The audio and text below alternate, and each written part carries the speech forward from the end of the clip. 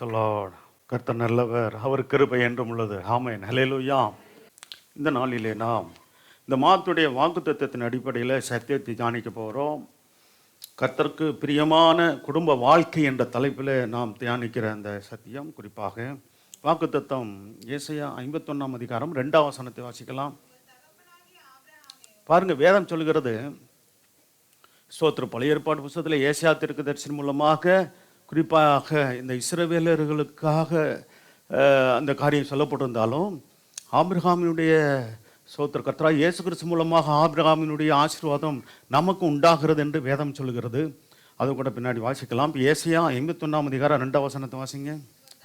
உங்கள் தகப்பனாகிய ஆபிரகாமையும் பாருங்கள், வேதம் சொல்லு, உங்கள் பெற்ற சாராளையும் நோக்கி பாருங்கள், அவன் ஒருவனாய் இருக்கையில், சோத்திரம், கர்த்தர் என்ன சொல்றாரு, ஒருவனாய் இருந்த ஆபிரகாமை கர்த்தரே அழைத்தார். அல்லேலூயா. ஒன்று அழைத்தார், அடுத்து ஆசீர்வதித்தார், அவனை பெருக பண்ணினார். அல்லேலூயா. கர்த்தர் சொத்து. இன்னைக்கும் கர்த்தர் நம்மை அழைத்த தேவன் நம்மை ஆசீர்வதித்து பெருக பண்ண வல்லவர். அல்லேலூயா. கர்த்தர் சோத்திரம் உண்டாகட்டும். கலாத்தியர் 3:16 இது சம்பந்தமான ஒரு வார்த்தை வாசிக்கலாம். யாரை குறித்து சொல்லப்பட்டிருக்கிற ஒரு சந்ததிகளெல்லாம் ஆசீர்வதித்தார், உண்மைதான். சரி, வாசிக்கலாம். ஆபிரகாமுக்கும் அவனுடைய சந்ததிக்கும் வாக்குத்தத்தங்கள் பண்ணப்பட்டன, சந்ததிகளுக்கு கன்று அநேகரை குறித்து சொல்லாமல். பாருங்க, இதெல்லாம் கொஞ்சம் இந்த விலைக்கு சொல்றேன். கர்த்தர் சோத்திரம் உண்டாகட்டும். அந்த ஆபிரகாமையும் சாராளையும் நோக்கி பாருங்கள் என்று சொன்ன வேதம். கர்த்தர் சோத்திரம். ஆபிரகாம், சாராள் இவர்களுடைய பிள்ளை யாரு? ஈசாக்கு, இல்லைங்களா? அதேவோடு கூட அது மட்டும்தான் அவருக்கு பிள்ளையா, அல்லது அவருக்கு இன்னும் 2 மனைவி இருந்தாங்க, இல்லையா? சோத்திரம். கேத்துராள் என்ற ஒரு ஸ்திரீயின் மூலமாக 6 பிள்ளைகள் இருந்திருக்கிறாங்கன்னு பார்க்குறோம். அடுத்து கர்த்தர் சோத்திரம் ஆகார் மூலமாக இஸ்மவேல் பிறந்ததாக பார்க்குறோம். அப்போ சோத்திரம், அதெல்லாம் வேதம் என்ன சொல்கிறது? சந்ததிகளுக்கென்று சந்ததிகளுக்கென்று ஆசீர்வாதம், வாக்குத்தத்தம் அல்ல. யாருக்கு தான் வாக்குத்தத்தமா? வாசிக்கும் போது ஆபிரகாமுக்கும் அவனுடைய சந்ததிக்கும் வாக்குத்தத்தங்கள் பண்ணப்பட்டது. அப்போ சந்ததிகள் என்று அது சொல்லப்படலை அப்படின்னு அடுத்த வார்த்தை சொல்லப்படுகிறது. சந்ததிகளுக்கென்று அநேகரை குறித்து சொல்லாமல் உன் சந்ததிக்கென்று ஒருவனை குறித்து சொல்லி இருக்கிறார். அந்த சந்ததி, அந்த கிறிஸ்துவே, அந்த சந்ததி யார் மூலமாக வருகிறது? ஈசாக்கு மூலமாக வருகிறது. ஹல்லேலூயா. கர்த்தர் சோத்திரம் உண்டாகட்டும். சரி, அப்போ விசுவாச மார்க்கத்தார் ஆபிரகாம் கர்த்தரை விசுவாசித்தான், அதை கர்த்தர் அவனுக்கு நீதியாக எண்ணினார். 3 அதிகாரத்தில் நீங்கள் அந்த முன்பகுதியில் நீங்கள் வாசிங்கன்னா தெரியும். விசுவாச மார்க்கத்தார் ஆபிரகாமோடு கூட என்ன செய்கிறாங்க? ஆமாம், விசுவாசம் மார்க்கத்தார் விசுவாசம்ல ஆபிரகாமோடு கூட ஆசீர்வதிக்கப்படுகிறார்கள் என்று இருக்கிறது. அதை வாசிக்கலாமா? அந்தபடி விசுவாச வசனம், இது அதிகாரம் 3 அதிகாரம். அந்தபடி விசுவாச மார்க்கத்தார், இன்னைக்கு யாரு விசுவாச மார்க்கத்தாரா நாம் இருக்கிறோம். விசுவாசமுள்ள ஆபிரகாமோடு கூட ஆசீர்வதிக்கப்படுகிறோம். அல்லேலூயா. அப்போ நினைக்கக்கூடாது, அது அவர்களுக்கு தான், அந்த இஸ்ரவேலர்களுக்கு தான் சொல்லப்பட்ட காரியங்கள் என்று நினைக்கக்கூடாது. இது நமக்கும் சொல்லப்பட்டது. அல்லேலூயா. சோத்திரம். ஆகவே விசுவாச மார்க்கத்தை அடுத்த வசனம் என்ன சொல்லுகிறது? சரி, அதை இன்னும் நீங்கள் முன்னாடி பின்னாடி வாசிங்கன்னா அதை குறித்து விளக்கம் இருக்குது, நமக்கு சரி நேரம் இல்லை.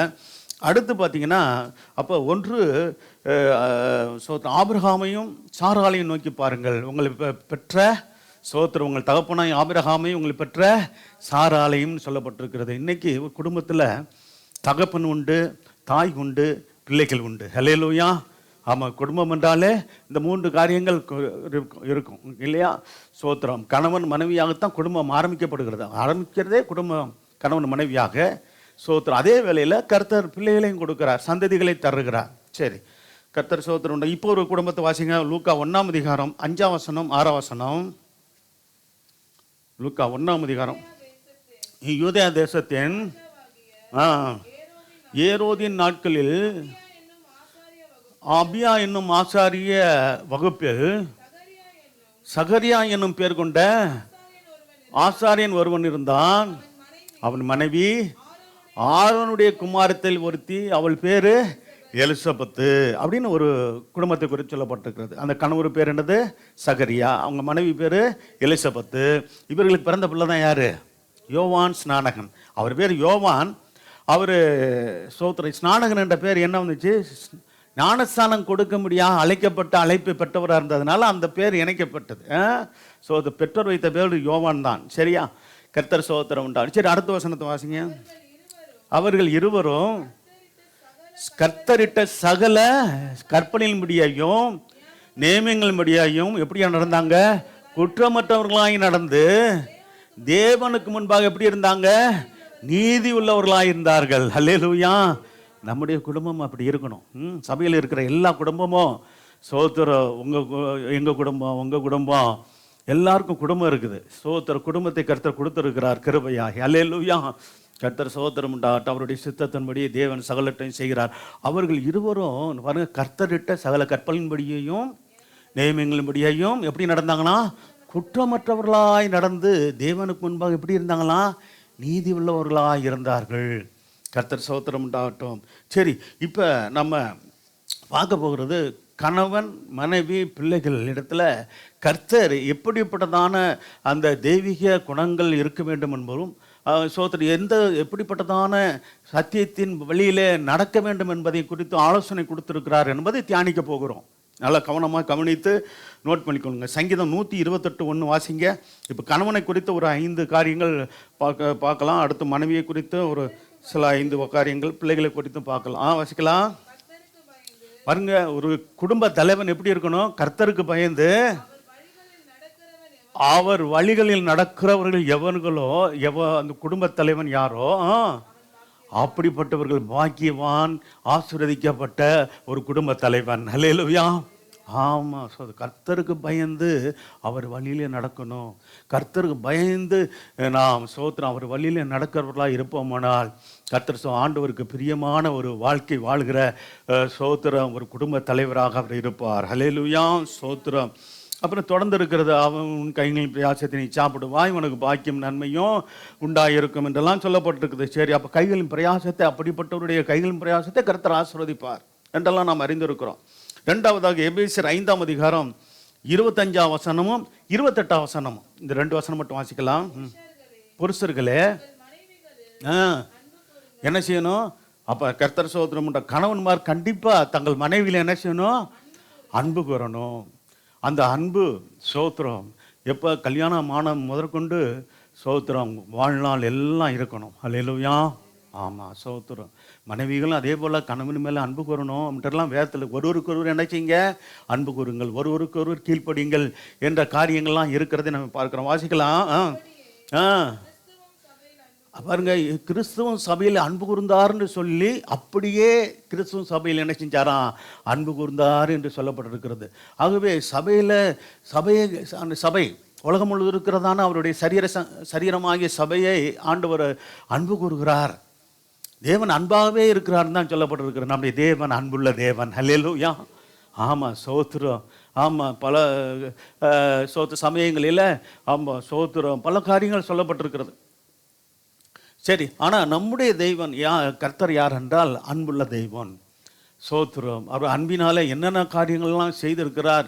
உலகத்தோடு முன்பாகவே உலகம் உண்டாகிறதுக்கு முன்பாகவே கிறிஸ்துவுக்குள்ளாக இந்த அன்புள்ள தேவன் நம்மை தெரிந்து கொண்டிருக்கிறார். அல்லேலூயா. ஆமாம். தாயின் கர்ப்பத்தில் இருக்கும்போதே அவருக்கென்று நம்மை வேறுபரித்து அவருடைய நாமம் நமக்கு தெரிவித்து சோத்திரம். வேதம் சொல்கிறது கர்த்தர் சோத்திரம் உண்டாகட்டும் நம்மை அவருடைய சொந்த ஜனமாக அவர் பேர் சொல்லி அழைத்திருக்கிறார். அல்லேலூயா. இப்படி நிறைய காரியங்கள் வேதத்தில் சொல்லப்பட்டு 28 வசனம் கூட வாசிக்கலாம். புருஷர்களும் தங்கள் மனைவிகளை எப்படி பார்க்கணுமா? சொந்த சரீரமாக. சோத்திரம். ஏன்னா கணவன் மனைவியும் ஒரே சரீரம் என்று சொல்லப்பட்டிருக்கிற வேளையில் சொந்த சரீரமாக சோத்திரம் நாம் ஒவ்வொரு கணவன்மாரும் மனைவியை அப்படியா நினைத்து பாவித்து என்ன பண்ண அன்பு கூறணுமா? அல்லேலூயா. வாசிங்க. சரீரங்கள் பாவி. ஆமாம். அவர்கள் அன்பு கூற வேண்டும். பாருங்க, தன் மனைவியில் அன்பு கூறுகிற ஒவ்வொரு கணவனும் தண்ணில் தான் அன்பு கூறுகிறார். அல்லேலூயா. அப்போ எவ்வளோ பெரிய அருமையான காரியங்கள் இருக்குது பார்த்தீங்களா? அன்பு இல்லாமல் இருந்த இந்த குடும்பத்தில் அன்பு இல்லாதனால தாங்க சண்டை வருது. சோத்திரம். அப்போ குடும்பத்தில் கணவன் மனைவியை நேசிக்கணும். மனைவிட்ட சில குறைகள் இருந்தாலும் கர்த்தர் சோத்திரம் உண்டாகட்டும். இன்னொரு வசனம் இருக்குது, கர்த்தர் சோத்திரம் உண்டாகட்டும், நீங்கள் உங்கள் அன்பு மனைவியில் அன்பு கூறுங்கள், அவர்கள் கசந்து கொள்ளாதீர்கள் இருக்குது இல்லையா? குலசீர் புஸ்தகமா? சோத்திரம் 3:19 கூட வாசிக்கலாம். புருஷர்களே உங்கள் மனைவிகளில் என்ன செய்யுங்க? அன்பு கூறுங்கள். பார்த்தீங்களா?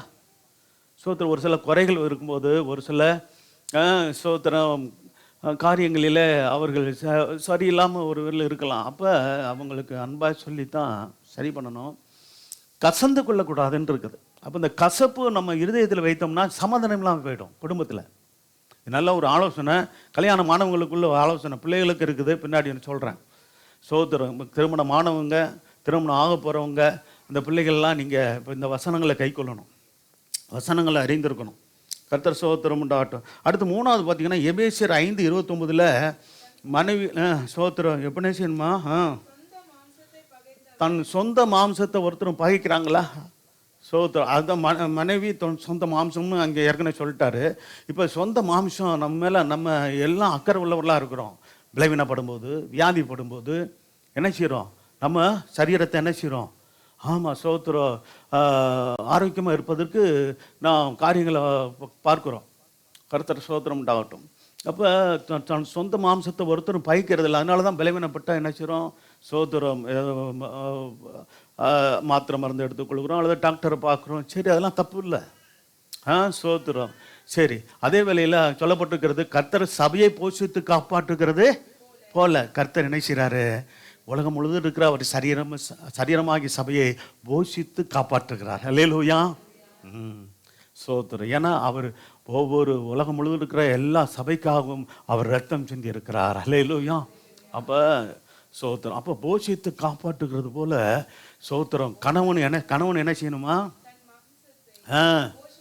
அதே சமயத்தில் மனைவியும் தன்னை போஷித்து காப்பாற்றுவது போல, தன்னை உடல்நிலையை கருத்தில் கொள்வது போல, வியாதிப்படுற நேரத்தில் சோத்திரம் அந்த தனக்கு வியாதிக்கு சோத்திரம் சுகமாகிறதுக்கு அந்த சோத்திர வைத்தியரை பார்க்கறது மற்ற காரியங்கள் போது, அதே போல் நம்ம சரீரத்துக்கு வேண்டிய சோத்திர ஆகாரம் உணவு காரியங்களில் நாம் எப்படி நம்முடைய சரீரத்தின் மேலே அக்கறை கொண்டு நாம் சோத்திரம் அதெல்லாம் நமக்குன்னு ஆயத்தமாக நாம் அதை சோத்திரம் அதை எடுத்துக்கொள்கிறோமோ, அதே போல் மனைவியிலும் அன்பு கூர்ந்து அவர்களுக்கு வேண்டிய அந்த அதாவது என்னன்னு கேட்டால் போஷிப்பு.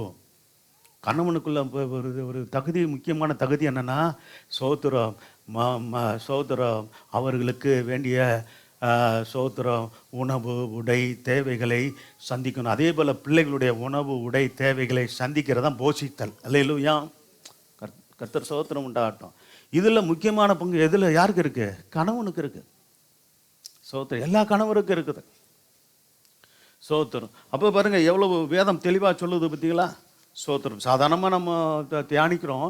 இன்றைக்கி ஒரு தேவனை திட்டமாக அந்த வார்த்தையை சொல்கிறார். ஏற்கனவே உத்தம வாழ்க்கை எப்படி வாழ்கிறது எப்படியெல்லாம் நம்ம பார்த்துருக்குறோம். இன்றைக்கி கர்த்தருக்கு பிரியமான குடும்ப வாழ்க்கையை எப்படி நடத்துவது? அப்போ அந்த சோத்திரம் இதில் கணவனுடைய பங்கு என்ன, மனைவியின் பங்கு என்ன, இதில் பிள்ளைகளுடைய பங்கு என்ன, கணவன் எப்படி செயல்படணும், மனைவி எப்படி செயல்படணும், பிள்ளைகள் எப்படி செயல்படணும் என்ற அருமையான ஆலோசனைகளை கர்த்தர் கொடுத்துருக்கிறார். அல்லேலூயா. வேதத்தில் நிறைய ஆலோசனைகள் உண்டு. கணவனுக்கு, மனைவிக்கு, பிள்ளைகளுக்கெல்லாம் நிறையா சொல்ல முடியாது இருக்கிற நேரத்தில். இருக்கிற நேரத்தில் சொல்ல வேண்டியதை நான் சொல்கிறேன். சரி, கர்த்தர் சோத்திரம். அடுத்து பார்த்தீங்கன்னா 1 கொரிந்தியர் 7:3, 1 பேதுரு 3:7 மனைவிக்கு செய்ய வேண்டிய கடமையை செய்யணுமா? கடமைன்னே இருக்குது. மனைவிக்கு செய்ய வேண்டிய கடமை இருக்குது. அதே போல் பிள்ளைகளுக்கு செய்ய வேண்டிய கடமை இருக்குது. போஷித்து காப்பாற்றுறது மட்டும் இல்லை, இன்னும் சில பல கடமைகள் இருக்கும். யாருக்கு? கணவனுக்கு இருக்கும். அதை செய்யணும். வாசிங்க 1 கொரிந்தியர் 7:3. புருஷன் மனைவிக்கு செய்ய வேண்டிய கடமை என்ன செய்யணும்? செய்ய கடமை. மனைவிக்கு செய்ய வேண்டிய கடமையை செய்யாமல் சோத்திரம் அவங்க பார்த்துக்குருவாங்க அப்படின்றது இல்லை. என்ன கடமைன்னு சொல்லி அந்த பொறுப்பு அந்த கணவனுக்கு உண்டு. அப்படியே மனைவியும் கூட என்ன செய்யணுமா?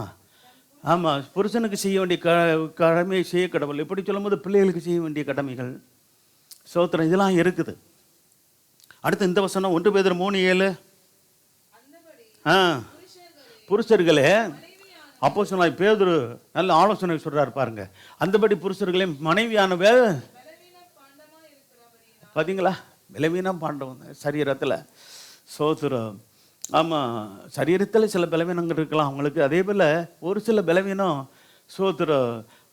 சோத்திரம். அதாவது என்னன்னு கேட்டால், ஒரு ஊழியக்காரர் இப்படி விளக்கம் சொன்னார். அது அந்த பலவீனம் என்னன்னா, சோத்திரம், தன்னைத்தான் என்ன பண்ணணும், முழுமையாக நேசிக்கணும். எப்படி என்று சொல்லி யார் விரும்புவாங்களாம்? தாய் தாப்பனை காட்டிலும், இப்போ சகோதரர்களுடைய கணவன்மாருடைய தாய் தாப்பனை காட்டிலும் மனைவியை எப்படி நேசிக்கணுமா, அவங்களோட அதிகமாக நேசிக்கணும்னு சொல்லி ஆசைப்படுவாங்களாம். அதான் அவங்கள்ட்ட இருக்கிற பலவீனம்னு சொன்னார் ஒரு ஊழியக்காரர். அல்லேலூயா. அப்படிலாம் இருக்கிறீங்கள? ஆமாம், சோத்திரம். அதாவது சோத்திரம், கல்யாணத்துக்கு பிற்பாடு, அதாவது கல்யாணத்துக்கு முன்னாடி அப்பா அம்மா, கல்யாணத்துக்கு பின்னாடி அப்படின்னு பார்த்தா முதல்ல மனைவி, சோத்திரம். அடுத்து தான் என்னது, பெற்றோர்கள். அதுக்காக அவர்களை கைவிடக்கூடாது. சோத்திரம். வீட்டில் ஒரு ஜாயின்ட் ஃபேமிலியாக இருந்தால் சரி, அப்படி இருக்கணும். அப்படி இல்லாத பட்சத்தில் அவர்கள் தனியாக, ஒரு சிலர் கல்யாணம் பண்ணி பிள்ளைகளை தனியாக வச்சுருவாங்க. அப்போ என்ன செய்யலாம், சோத்திரம், பிள்ளைங்க சோத்திரம் இந்த குடும்பத்தில் கணவன் மனைவியாக நல்லா அன்பாக சமாதானமாக இருந்து, ஸோ அவர்களுக்கு கர்த்தர் கொடுத்த பிள்ளைகளை கர்த்தருக்கு பிரியமான பிள்ளைகளாக வாழ்கிறதுக்கு அவர்களை வழி நடத்தணும். இப்படிலாம் இப்போ பொறுப்புகள் இருக்கிறது. அப்போ பாருங்கள், உங்கள் ஜபங்களுக்கு தடை வராதபடிக்கு என்ன செய்யணுமா, பார்த்தீங்களா, சோத்திரம். பாருங்கள், இப்போ அருமையான ஆலோசனை கொடுக்குற, விவேகத்தோடு நீங்கள் வாழணும்னு சொல்லப்பட்டுக்கிறது. தேவன் ஒரே சரீரமாக கொடுத்துட்டாரு. ஆனால் அவர்களோட கூட விவேகமாக வாழ்கிறது எப்படி அப்படின்னு சொல்லும்போது, கர்த்தர் சோத்திரம் உண்டாகட்டும். அப்புறம் ஜபத்துக்கு, அது அப்போஸ்தலன் பவுல் சொல்லுவார். இப்போ என்ன சொல்லுவார்னா, ஜபத்துக்கு தடை வராதபடிக்கு நீங்கள் என்ன பண்ணுங்க, உபாச நாளிலோ மற்ற நாளிலோ தடை வராதபடிக்கு நீங்கள் என்ன பண்ணுங்க, விவேகமாக அவர்களோட வாழுங்க அப்படின்னா. இதில் கூட அவர் சொல்லும்போது என்ன சொல்கிறாரு, இங்கே இது ஒரு பகுதியை பேதுரு வித்தியாசமாக சொல்கிறார். நீங்கள் விவேகத்தோடு அவருடனே வாழ்ந்து உங்களுடனே அவர்களும், ஆமாம், சோத்திரம், ஆண்டவருடைய பிள்ளைகளாக ரட்சிக்கப்பட்ட தேவனுடைய பிள்ளைகள் கணவன் மட்டுமில்லை, நித்திய ஜீவனை பெற்றுக்கொள்கிறது, அந்த கிருபையை சுதந்திரித்து கொள்ள போகிறது. மனைவியும் அவர்கள் சுதந்திரித்து கொள்ளக்கூடியவர்கள் தான். சோத்திரம். ஆகவே என்ன செய்யணுமா, சுதந்திரித்து கொள்ளுவர்களானபடியினால் அவர்களுக்கு செய்ய வேண்டிய கணத்தை செய்யுங்கள்னு சொல்லப்படுறீங்களா? பார்த்தீங்களா, மனைவிக்குன்னு செய்ய வேண்டிய கணம்னு இருக்குது. அல்லேலூயா. இதில் சரியாக இருப்போம். அல்லேலூயா. என்னையும் தான் சொல்கிறேன். யார் இருக்கிற கணவன்மார்கள் கல்யாணம் பண்ணவங்களாம் இப்படிப்பட்ட காரியங்களெல்லாம் சொல்கிற ஆலோசனையில் கவனமாக இருப்போம். அடுத்த இவங்களுக்கு வரேன். அல்லேலூயா. நம்ம இவங்களுக்கு இருக்குது, இவங்களுக்கு கூடுதலாகவே இருக்குது. சரி, கர்த்தர் சோத்திரம் உண்டாகட்டும். கர்த்தர் நல்லவர். அடுத்து பார்த்தீங்கன்னா 1 தீமோத்தேயு 2:8 வாய்ஸுங்க. அன்றியும் புருஷர்கள் பார்த்தீங்களா என்ன செய்யணுமா, கோபமும் தர்க்கமும் குடும்பத்தில் அதிகமாக. அது நம்ம கணவன்மார்கள் குடும்ப தலைவராக இருக்கிறீங்க நீங்கள். கர்த்தர் இந்த குடும்ப தலைன்னு சொல்கிறாரு. மனைவிக்கு கணவன் யாரா, தலை. கிறிஸ்து சபைக்கு தலையாக இருக்கிறார். சரி, அன்றியும் புருஷர்கள் கோபமும் இருக்கக்கூடாதா, தர்க்கம் நடந்து வாக்குவாதம். அப்போ அந்த வாக்குவாதமான காரியங்கள் இராதபடிக்கு என்ன செய்யணுமா, அப்போ ஒரு எப்படி இருக்கணுமா, இது ரெண்டையும் தவிர்க்கணும். இது கோபம் ஆண்டவருடைய பிள்ளைகளுக்கு வேண்டாம். அதாவது வாக்குவாதம் பண்ணுற காரியமும், ஆமாம், சோத்திரம், கணவன்மாருக்கு கூடாது அப்படின்னு சொல்லிட்டு வேதம் சொல்லுகிறது. நம்ம கடைபிடிச்சா நம்ம சமாதானமாக இருப்போம், ஆசீர்வாதமாக இருப்போம். குடும்பத்தில் சோத்திரம் தெய்வீக அந்த சந்தோஷம் காணப்படும். அப்போ பாருங்க, பரிசுத்தமான கைகளை உயர்த்தி என்ன செய்யணுமா, இப்போ ஜெபிக்கிற சோத்திரம், வீட்டில் ஜெபிக்கிறீங்களா, சோத்திரம், சபையில் ஜெபிக்கிறவங்க இருக்கிறீங்க. அதே சமயத்தில் வீட்லேயும் ஜெபிங்க. சொல்லுவாங்க, கல்யாணம் ஆயிடுச்சுன்னா சோதர கணவன் மனைவி இணைந்து கைப்பிடித்து ஜெபிங்கன்னு சொல்லி பரிசுத்தவான்கள் சொல்லியிருக்கிறாங்க. அப்படி ஜெபித்து பாருங்கள்.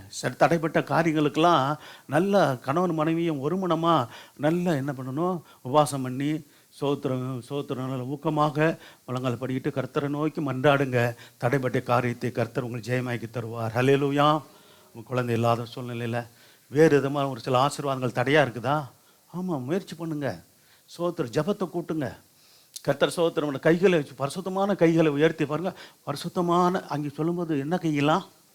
ஆமாம், ஸ்தோத்திரம். பாட்டில் பிடிக்கிற கையாக இருக்கக்கூடாது, பரிசுத்தமான கையாக இருக்கணும். சிகரெட் பிடிக்கிற கையாக இருக்கக்கூடாது. கர்த்தர் ஸ்தோத்திரம். வேற எதுவும் பாவ காரியங்களை ஸ்தோத்திரம் பிடிக்கிற கைகளாக இருக்கக்கூடாது. அதுக்கு தான் பரிசுத்தமான கைன்னு சொல்கிறது. ஹல்லேலூயா. அப்படி யாரும் இருக்க மாட்டீங்கன்னு நினைக்கிறேன். ஹல்லேலூயா. சத்தியத்தை தொடர்ந்து கேட்குறீங்க. ஸ்தோத்திரம். ரொம்ப கவனமாக இருக்கணும்.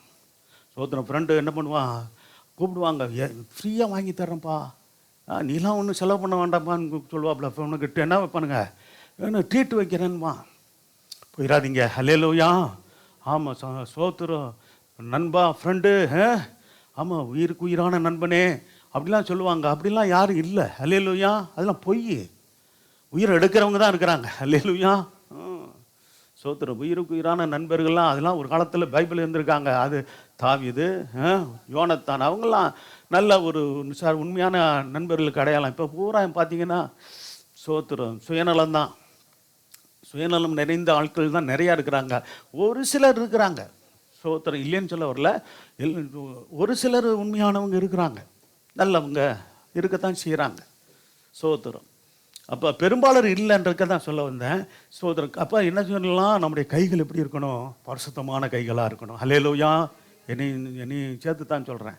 நான் ஒரு குடும்ப தலைவர் இல்லையா? நான் சபையினுடைய மெய்ப்பனாக இருந்தாலும் எனக்கு குடும்பம் இருக்குது, எனக்கு மனைவி பிள்ளைகள் இருக்கிறாங்க. ஆகவே நானும் கூட, நீங்களும் நானும் பரிசுத்தமான கைகளை உயர்த்துவோம். அதுக்கு முன்னாடி என்ன இருக்க வேண்டாம்? கோபமும் தர்க்கமாகி என்ன இருக்கக்கூடாது? வாக்குவாதங்கள் வேண்டாம். யார் கூட? மனைவியோட வேண்டாம். ஸ்தோத்திரம். கோபம் மனைவியோட வேண்டாம். ஸ்தோத்திரம்.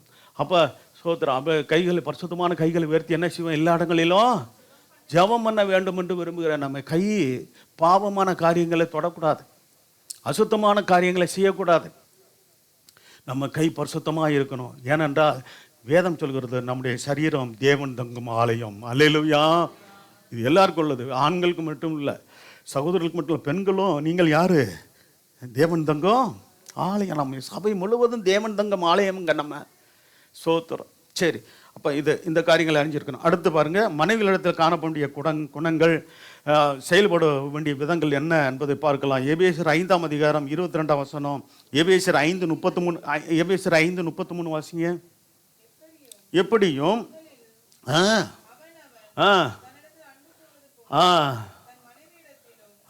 அன்பு கூற கடவன். இந்த பயபக்தியாக இருக்க கடவுள்னு சொல்லும்போது என்ன செயல்பட்டுருக்கிறது? கணவனே கண்கண்ட தெய்வம். ஒரு காலத்தில் சொல்லுவாங்களே, கல்லானாலும் கணவன், புல்லானாலும் புருஷன், கணவனே கண்கண்ட தெய்வம் அப்படின்ட்டு என்ன பண்ண, டெய்லி காலையில் சோத்திரம் காலை தொட்டு கும்பிட சொன்னாரா? சொல்லுங்களேன், அப்படியா செய்ய சொன்னார்? ஆங்கிலத்தில் என்ன சொல்லப்பட்டிருக்கு தெரியுங்களா? கர்த்தர் ஸ்தோத்திரம். ரெஸ்பெக்ட் யுவர் ஹஸ்பண்ட்னு இருக்குது. இங்கிலீஷில் என்னது? தமிழில் சொல்லப்பட்ட வார்த்தை அது. சரி, எப்படி இருக்கணும்? உங்கள் கணவரை என்ன பண்ணுங்க, மரியாதையோடு கூட நீங்கள் அவங்கள என்ன பண்ணணும்? அவர்களோடு கூட உங்களோட ஐக்கியம் இருக்கட்டும், மரியாதைக்குரியவர்களாக இருக்கணும். எப்படியே மரியாதையாக. ஆபிரகாம் என்ன சொன்னாங்களா? என் ஆண்டவரே, என் ஆண்டவனேன்னு சொன்னாங்க. ஸ்தோத்திரம். அப்படி அன்பா வாங்க, என்னங்க அப்படின்னு கேட்குற பழக்கம்லாம் இருக்கா? இல்லாட்டி வா போன்னு சொல்கிற பழக்கம் இருக்கா? நீ யார் கோவிச்சுட்டாலும் பரவாயில்ல, சத்தியத்தை நான் சொல்லிடுறேன். உங்கள் கணவரை நீங்கள் ரெஸ்பெக்ட் கொடுக்கலைன்னா, ஸ்தோத்திரம், கணவர் ஒருவேளை உங்களை மனைவியை பார்த்து வா போன்னு சொல்லலாம், நீங்கள் பதில் அப்படி சொல்லக்கூடாது. அப்படி தான் வேதம் சொல்லுது. ஹல்லேலூயா. கல்யாணம் ஆனவங்க இதில் இதோடு கூட கரெக்டாகிக்குங்க. கல்யாணமாக போகிறவங்களும் என்ன பண்ணக்கூடாது? ஒருத்தரும் சொல்லக்கூடாது. ஃபோன் பண்ணி என்னங்க நான் போவான்னா அவளும் போவான்றா, ஸ்தோத்திரம், நான் கோவப்பட்டு அவள் எனக்கு மேலே கோவப்படுறா, இப்படிலாம் சாட்சி வாங்கிட்டு இருக்கக்கூடாது. ஸ்தோத்திரம். எங்கள் பிள்ளைகளுக்கெல்லாம் சொல்லி அப்படி தெளிவாக அதெல்லாம் சொல்ல வேண்டியதெல்லாம் பிள்ளைங்க. ஏன் இன்னைக்கு வரைக்கும் என் மனைவியை நான் சாட்சியாக சொல்கிறேன், இன்னைக்கு வரைக்கும் வாங்க போங்க தான். அல்லேலூயா. ஒரு நாள் கூட வா வா என் வீட்டுக்காரரே அப்படிலாம் சொல்லலை. என்னங்க சொல்லுங்க. நானும் இப்போ அம்மா அவங்கள ரொம்ப மரியாதை கொடுக்க ஆரம்பிச்சிடுறேன். ஸ்தோத்திரம். பாருங்க, மற்றவங்களுக்கு முன்னாடி பேசும்போது அவங்கன்னு தான் சொல்கிறேன். பார்த்துருக்கீங்களா, கவனிச்சிருக்கீங்களா? அப்படி சொல்லிட்டு பழக்கம் இருக்கா அவங்க கணவரை? மற்றவருக்கு முன்னாடி அவங்க எங்கள் வீட்டுக்காரங்க ஒரு காலத்தில் என்ன பார்த்தீங்களா, உலகத்தாரே தன் புருஷன் பேரை சொல்லாமல் இருந்திருக்காங்க. பார்த்துருக்கீங்களா? உங்களுக்கு தெரியுமில்ல, புருஷன் வீட்டு என்ன சொல்ல மாட்டாங்க, அவங்க பிள்ளையுடைய பேரை சொல்லி அவங்க அப்பான்னு சொல்லுவாங்க. இதெல்லாம் எங்கே மலையேறி போச்சுங்க இப்போ. நான் சொல்லணும்னு நினைக்க வந்து வரல இதெல்லாம் ஞாபகப்படுத்துறாருங்க வந்தோடனே. பாருங்க எங்கள் பிள்ளைங்க இருந்துச்சுன்னா எப்படி ஒரு காலத்தில் அப்படி தான் சிஸ்டர் கூட சொல்லுவாங்க, பிரிட்டோ அப்பா, ஜெரமி அப்பா, எஸ்தர் அப்பான்னு சொல்லுவாங்க. அது கூட மறந்துட்டாங்க. ஆனால் இதை மட்டும் மறக்கலை. எது மறக்கல, வாங்க போங்க இருங்க சோத்திரம் அப்படின்னு சொல்கிறதில்ல அவங்க என்ன பண்ணல. ஆமாம் சோத்திரம், அதுக்காக கர்த்தரை ஸ்தோத்தரிக்கிறேன். அல்லேலூயா. ரெஸ்பெக்ட்ன்றது தாங்க. ரெஸ்பெக்ட் வேறு என்னது, ஹஸ்பண்ட். உங்கள் கணவரை நீங்கள் மரியாதை கொடுக்கணுங்க. தேவனே அப்படி வேதமே சொல்லும்போது சோத்திரம் நீங்கள் ஒரு நாள் என்ன பண்ணக்கூடாது, ஆமாம் வா போன்னு சொல்லவே கூடாது. இப்படிலாம் பார்த்து இப்போ உள்ள ட்ரெண்ட் எப்படி தெரியுமா, கல்யாணத்துக்கு முன்னாடி வாடா போடா, எப்படி இந்த காதல் கோஷ்டிகள்லாம் பார்த்துக்கல என்ன பண்ணுக்குது, வாடா போடா, அவங்க வாடி போடி இப்படியே இது பண்ணி கல்யாணத்துக்கு போகிறோமா அதுதான் தொடருது. என்னது நான் சொல்கிறது உண்மை. சோத்திரம். அதனால தான் இதில் சிக்கிக்கொள்ளக்கூடாதுன்னு இருக்கிறது. மரியாதை கட்டு போகும், மரியாதை இருக்காது. அவர் கடைசி வரைக்கும் அதுக்கு வாடா போடான்னு தான் சொல்லும். இவர் வாடி போடி அப்படின்லாம் சொல்லுவார். சோத்திரம். இவர் சொன்னாலும் அவர் அவங்க சொல்லக்கூடாதே. யார் பாருங்க எப்படிலாம் இருக்குது பார்த்தீங்களா. சோத்திரம். புருஷனா வாடா போடான்னு சொல்கிறவ மனைவிக்கு லாய்க்கு இல்லான்னு அழுவா. சோத்திரம். வா போனே சொல்லக்கூடாதுன்னா வாடா போடான்னு சொல்லாமா. சோத்திரம். வேதம் சொல்கிறத நல்லா கவனிக்கணும். என்ன இதுக்கு முன்னாடிலாம் இப்படிலாம் நான் இதில் தெரியாதுல்ல, இப்போ தெரிஞ்சுக்கிட்டீங்களா, இனிமேல் அதுக்கு பாருங்க மறுபடியும் வாசிக்கலாமே. பயபக்தியாக புருஷர் இடத்துல நான் கூட இதுக்கு முன்னாடி இது காரியங்கள் பார்க்கும்போது பயபக்தியாக இருக்க கடவுள் போது என்ன அப்படி வேதம் சொல்லிக்கணும் பாருங்க. சோத்திரம். அப்புறம் இங்கிலீஷ் பைபிள் இதெல்லாம் எடுத்து பார்த்தா தான் இப்படி இருக்குது. என்ன இருக்குது, எப்படி இருக்குது, ரெஸ்பெக்ட் யுவர் ஹஸ்பண்ட்னு இருக்குது. மரியாதையோட உங்கள் கணவரை நீங்கள் பேசுங்க, அவர்களை நீங்கள் என்ன பண்ணணும், நடத்துங்க, அன்பு கொடுங்க அப்படின்னு அர்த்தம். பாருங்க எப்படி உங்களில் அவன் தன்னிடத்தில் அன்பு போல தன் மனைவிடத்திலும் அன்புற கடவன் மனைவியும் புருஷன் இடத்துல. ஆமாம், அந்த இடத்துல நீங்கள் குறித்து கொள்ளுங்க. கணவனுக்கு மரியாதை கொடுத்து அவங்கள பேசணும், சொல்லணும் அப்படின்னு தான் கர்த்தர் விரும்புகிறார். கர்த்தர் சோத்திரம். மரியாதை இருக்கணுங்க. சோத்திரம். சரி, அப்போ பாருங்க அடுத்து ஒரு வசனத்தை வாசிக்கல இல்லைங்க. எபேசியர் 5:22. மனைவிகளே, சபையில் இருக்கிற சோத்திரம் மனைவிமார்களே, இந்த சத்தியத்தை கேட்கிற சோத்திரம் கணவன். அப்போ பாருங்க தேவனுடைய வார்த்தை போகிறது. அப்போ எல்லாருக்கும் இந்த வார்த்தை தான் கர்த்தர் சோத்திரம். கணவனுக்கு சொல்லப்பட்ட காரியங்களை கணவர்கள் கடைபிடிங்க. இந்த வார்த்தை கேட்டுக்கொண்டு இருக்கிற சோத்திரம் மீடியா ஊழியத்தின் மூலமாக இந்த வார்த்தைகள் போகிற எல்லாருக்கும் அது சத்தியம் உண்டு. அது எந்த தேசத்தாராக இருந்தாலும் இது பொருத்தமானது. சோத்திரம். எந்த ஜனத்தாருக்கும் இது பொருத்தமானது. இது மனைவிகளை கர்த்தருக்கு கீழ்ப்படுகிறது போல அதுங்க கீழ்ப்படியணும். மனைவிகளுக்கு முதல்ல இங்கே யாருக்கு கீழ்ப்படியணும் இருக்கு, கர்த்தருக்கு கீழ்ப்படிங்க. கர்த்தருக்கு கீழ்ப்படுகிறவங்க கண்டிப்பாக என்ன செய்வாங்க, புருஷனுக்கும் கீழ்ப்படிவாங்க. அப்படின்றதான் கர்த்தருக்கு கீழ்ப்படுகிறது போல உங்களுக்கு சொந்த புருஷருக்கு. அப்போ சோத்திரம். சொந்த புருஷர் என்று சொல்கிறது ஏன் அப்படின்னா சோத்திரம் நல்லா தெரிஞ்சுக்கொள்ளுங்க. கர்த்தர் சோத்திரம் உண்டாகட்டும். உங்களுக்கு சொந்த மனைவி, சொந்த ஒரு கணவன் என்று இருக்கிற ஒவ்வொருவருக்கும் இருக்குதுல. அப்படின்னு பாருங்க, இதை நம்ம சொந்த குடும்பத்தில் அதை நம்ம பழவிக்கணும். ஒரு சிலர் என்ன பண்ணுவாங்க, சோத்திரம் புருஷன்கிட்ட சொந்த புருஷன்கிட்ட அதான் சொல்ல மரியாதையாக பேச மாட்டாங்க, கீழ்ப்படிய மாட்டாங்க. அதே சமயத்தில் அக்கா வீட்டுக்காரர் போது அவங்கள ரொம்ப மரியாதை கொடுப்பாங்க. சோத்திரம். என்னது அக்கா வீட்டுக்காரரு, சரி அக்கா வீட்டுக்காரரை மதிக்கலாம், சொந்த வீட்டுக்காரரை மதிக்கக்கூடாதோ, மரியாதை பேசக்கூடாதோ, பேசணுமா பேசக்கூடாதா. மனைவியிலே கர்த்தருக்கு கீழ்ப்படி உங்களுக்கு சொந்த புருஷருக்கு கீழ்ப்படியுங்கள். சோத்திரம். சரி, கர்த்தர் நல்லவர். அல்லேலூயா. சோத்திரம். நான் பேலன்ஸாக தான் கர்த்தர் வசனத்தை கொடுக்குறாரு, அப்படித்தான் நம்ம பேசணும். அல்லேலூயா. சரி, அப்போ அடுத்து பார்த்தீங்கன்னா 1 கொரிந்தியர் 7:3. கணவனும் பிள்ளைகளுக்கு செய்ய வேண்டிய கடமைகளை செய்யும்போது மனைவியும் கணவனுக்கும் பிள்ளைகளுக்கு செய்ய வேண்டிய கடமையை செய்யணும். வாசிக்கலாம். ஏற்கனவே மறுபடியும் வாசிக்கலாம். இது 2 பேருக்கும் உள்ள வசனமாக தான் இருக்குது. ஒரே வசனம் 2 பேருக்கும் உரியதா சொல்லப்பட்டிருக்கு. வாசிக்கலாம். செய்ய கடவுள் ஏற்கனவே வாசிச்சிருக்கோம். மறுபடியும் ஏன்னா அப்படியே என்னது மனைவியும் தன் புருஷனுக்கு செய்ய வேண்டிய கடமையை செய்யணும். புருஷனுக்கு மட்டும் இல்லை, பிள்ளைகள் பெற்று ஒரு குடும்பத்தில் இருக்குது இல்லைங்களா? 2 பிள்ளைகள், ஒரு பிள்ளையாவது இருக்குது. ஒரு பிள்ளை, 2 பிள்ளை, 3 பிள்ளை. இன்றைக்கி 3 பிள்ளைகள்ன்றது பெரும்பாலும் ரேரு. 2 பிள்ளையாவது பெரும்பாலும் இருக்குது. ஒரு சில இடங்களில் 1 போதுன்னு நினைக்கிறாங்க. சரி, அது அவங்களுடைய காரியம். அப்போ புருஷன் தன் மனைவிக்கு செய்ய வேண்டிய கடமையை செய்ய கடமை, அப்படியே மனைவியும் புருஷனுக்கு செய்ய வேண்டிய கடமைகள் இருக்குது. அதில் தவறக்கூடாதுங்க. அதோடு கூட நமக்குள்ள பிள்ளைகள், கர்த்தர் கொடுத்த பிள்ளைகளுக்கு செய்ய வேண்டிய கடமைகள் இருக்குது. அதை செய்யணும். இப்படி செய்யாமல் கர்த்தர் பார்த்துக்கொள்வார். சிலருடைய காரியங்கள்லாம் பார்த்தீங்கன்னா, கர்த்தர்கிட்ட ஒப்பு கொடுத்துனுங்க, அவர் பார்த்துக்குருவார். சோத்துரு அவர் பார்த்துக்கிறதுக்கு எதுக்கு நமக்கு பிள்ளைகளை கொடுக்குறாரு? நமக்கு பிள்ளைகளை வளர்க்கக்கூடிய ஞானத்தை கொடுப்பாரு, கிருபையில் கொடுப்பாரு. சோத்திர அவர்கள் ஆசீர்வதிக்கிறதுக்கு வேண்டிய சோத்திர தேவனை ஆசீர்வதிக்கணும்னா அதுக்கேற்ற விதமாக நம்மை என்ன பண்ணுவார்? அவன் குடும்பத்து மனைவியும் பிள்ளைகள், சோத்திர கணவன், சோத்திர பிள்ளைகள், இவர்கள்லாம் எப்படி நடக்க வேண்டிய காரியங்களை சொல்லி அதன்படி நடக்கும்போது ஆசீர்வாதத்தை பெற்றுக்கொள்கிறோம். அந்த வழியத்தை காட்டுவார். கர்த்தர் சோத்திரம் உண்டாகட்டும். புரியுதுங்களா உங்களுக்கு? கர்த்தர் சோத்திரம் உண்டாகட்டும். அப்போ நாம் ஜபிக்கும் போது காரியங்களை கைகூடி வர பண்ணுவார் தவிர ஆண்டவர் என்ன செய்ய மாட்டார்? ஆமாம், சோத்திரம். அதை அந்த ஆசீர்வாதத்தை பெற்றுக்கொண்டு நான் செயல்படுத்த வேண்டியது நம்முடைய பகுதி தான் இருக்குது என்பதை நாம் பார்க்கணும். சரி, அப்போ கணவனுக்கும் பிள்ளைகளுக்கு செய்ய வேண்டிய கடமையை யார் செய்யணும்? மனைவிமார்கள், குடும்ப தலைவிகள் செய்யணும். வேதம் அவங்களை அப்படி பாருங்கள், கணவன் பண்ணி தான் வச்சுருக்குது. சோத்திரம். பெண்கள் என்றால் சில சமயங்களில் இழிவாக அப்படி காரியங்கள் இருக்குது. ஆண்களை மட்டும் மேலே வச்சு மனைவியை கீழே வைக்கிறது வேதத்தில் இல்லை. அல்லேலூயா. சரிசமமாக பார்க்குது. அல்லேலூயா.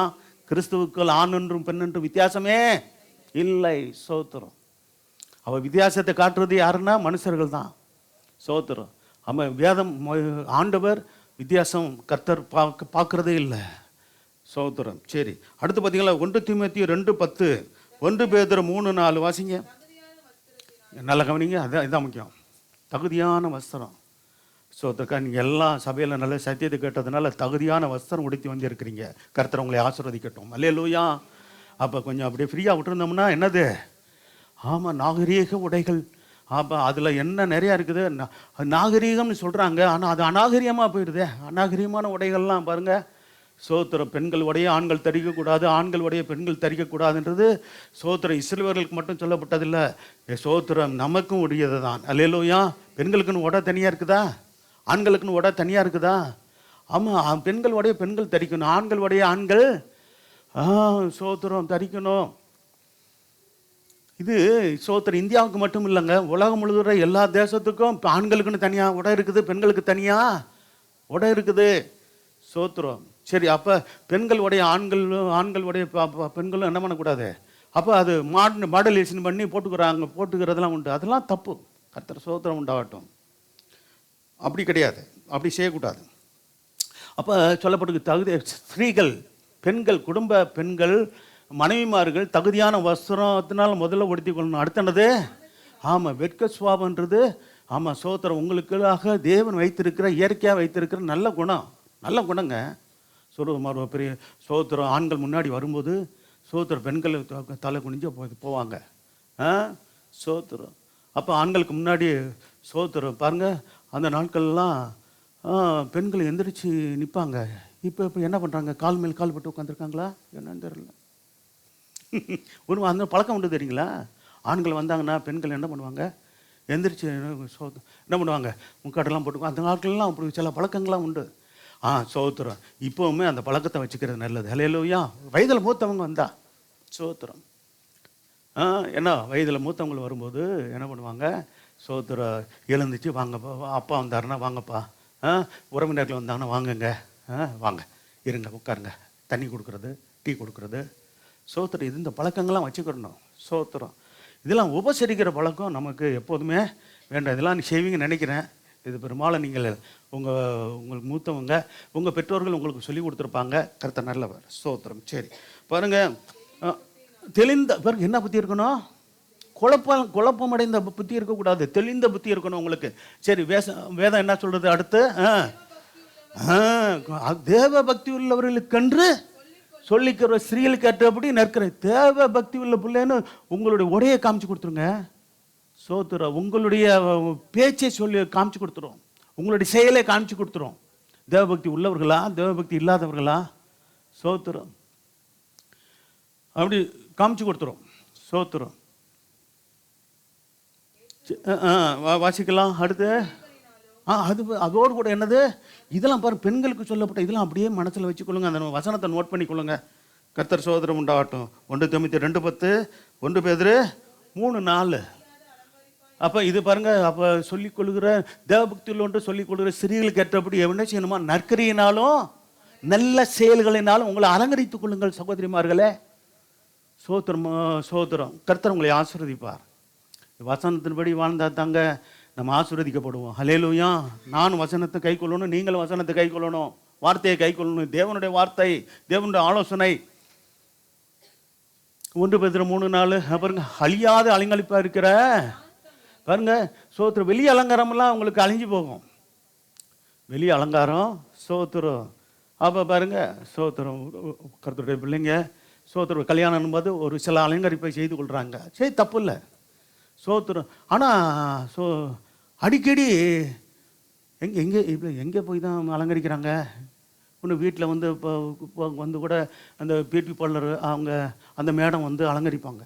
இல்லை நீங்கள் மேடமத்தை பார்த்து இப்போ இங்கே கடைக்கு போய் அலங்கரிக்கிறீங்க. ரைட்டு, சோத்திரம். அது எல்லா எங்கேஜ்மெண்ட்டு கல்யாணத்துக்கு பண்ணுவாங்க. ஆனால் அடிக்கடி சோத்திரம் இப்போது வர வைக்கிறதும் அல்லது அடிக்கடி போய் செலவு பண்ண அவங்க யார்? அடிக்கடி மேக்கப் போட்டுக்கிட்டே இருந்தோம்னா, மேக்கப்புக்காகவே சோத்திரம் கணவருடைய மணி பரிசை காலி பண்ணுற ஆளுகள்லாம் இருக்குது. இங்கெல்லாம் யாரும் அப்படி இருக்க மாட்டீங்கன்னு நினைக்கிறேன். கர்த்தர் உங்களை ஆசீர்வதிப்பார். அல்லேலூயா. ஆமாம், சோத்திரம். அது பாருங்க, அழிந்து போகிற அலங்கரிப்புன்னு சொல்லப்பட்டிருக்குது. அல்லேலூயா. எல்லாம் குளிச்சு சோத்திரம் என்ன பண்ணுங்க, சோப்பு போட்டு குளிச்சு சோத்திரம். கொஞ்சம் பவுடர், பான்ஸ் பவுடர் இருந்தால் கொஞ்சம் போட்டு சோத்திரம் கொஞ்சம் நம்ம கொஞ்சம் நீட்டாக வாங்க. அது தப்பு இல்லை. அதுக்காக சோத்திரம் 2000 3000 செலவு பண்ணி அப்பப்போ பியூட்டி பார்லருக்கு போகணுமா? உங்கள் வீட்டுக்காரர் யாரும் சொல்லக்கூடாது. அவங்க மாதத்துக்கு ஒரு 10,000 செலவாகி போகுதுங்க, 15,000 செலவாகி போனால் அது நல்ல சாட்சியா? சில இடங்களில் உண்டு. உலகத்தார் சில பேர் ரொம்ப வேதனைப்படுற ஆளுக்கெல்லாம் உண்டு. சில இதனாலேயே டைவர்ஸுக்கு போன கேஸெல்லாம் இருக்குது. இவளுக்கு செலவு பண்ணி ஒன்று என்ன பண்ண முடியல. ஆமாம், சோத்திரம். தாக்கு பிடிக்க முடியல என்னால் அப்படின்னு. சோத்திரம். அப்படிலாம் ஆண்டவருடைய பிள்ளைகள் இருக்கவே கூடாது. அல்லேலூயா. சும்மா சொல்லலைங்க, சில காரியங்கள் அறிஞ்சு தான் சொல்கிறேன். ஆண்டவருடைய பிள்ளைகளுக்கு இதெல்லாம் தகுதி அல்ல. அது ஏன்னா அழியாத அலங்கரிப்பாக இருக்கிறது எதுதானா? சாந்தமும் இருக்குதா உங்கள்கிட்ட? சாந்தம். ஆமாம், சாந்தமில் கர்த்தர் நம்முடைய சபையார், இந்த சபையில் இருக்கிற அன்பான சகோதரிமார்கள், அம்மாமார்களாக இருக்கிறீங்க, எல்லாரையும் கர்த்தர் எப்படி நிரப்புவாராக? சாந்தமுள்ள ஆவினாலும் அமைதியுள்ள ஆவினாலும் கர்த்தர் நிரப்பி ஆசீர்வதிப்பாராக. ஹல்லேலூயா. அப்போ அப்படி சொல்லப்பட்டு இது எங்கே மறைஞ்சிருக்கான்? இருதயத்தில் மறைந்திருக்கிற இந்த நல்ல குணமே உங்களுக்கு எப்படி இருக்கக்கூடாது? இதை மறந்துடாதீங்க. எனக்கு சாந்தமும் அமைதியுள்ள ஆவியை தாரும் ஆண்டவரே. ஹல்லேலூயா. இது வரைக்கும் அதில் குறைவாக இருந்தால் அல்லது பெறாமல் இருந்தால் இன்னிலேருந்து பெற்றுக்கொள்ளுங்க. என்ன பண்ணும்? ஆமாம், இது சோத்திர கல்யாணத்துக்கு முன்னாடியிலேருந்தே இது பெற்றுக்கொள்கிறது நல்லது.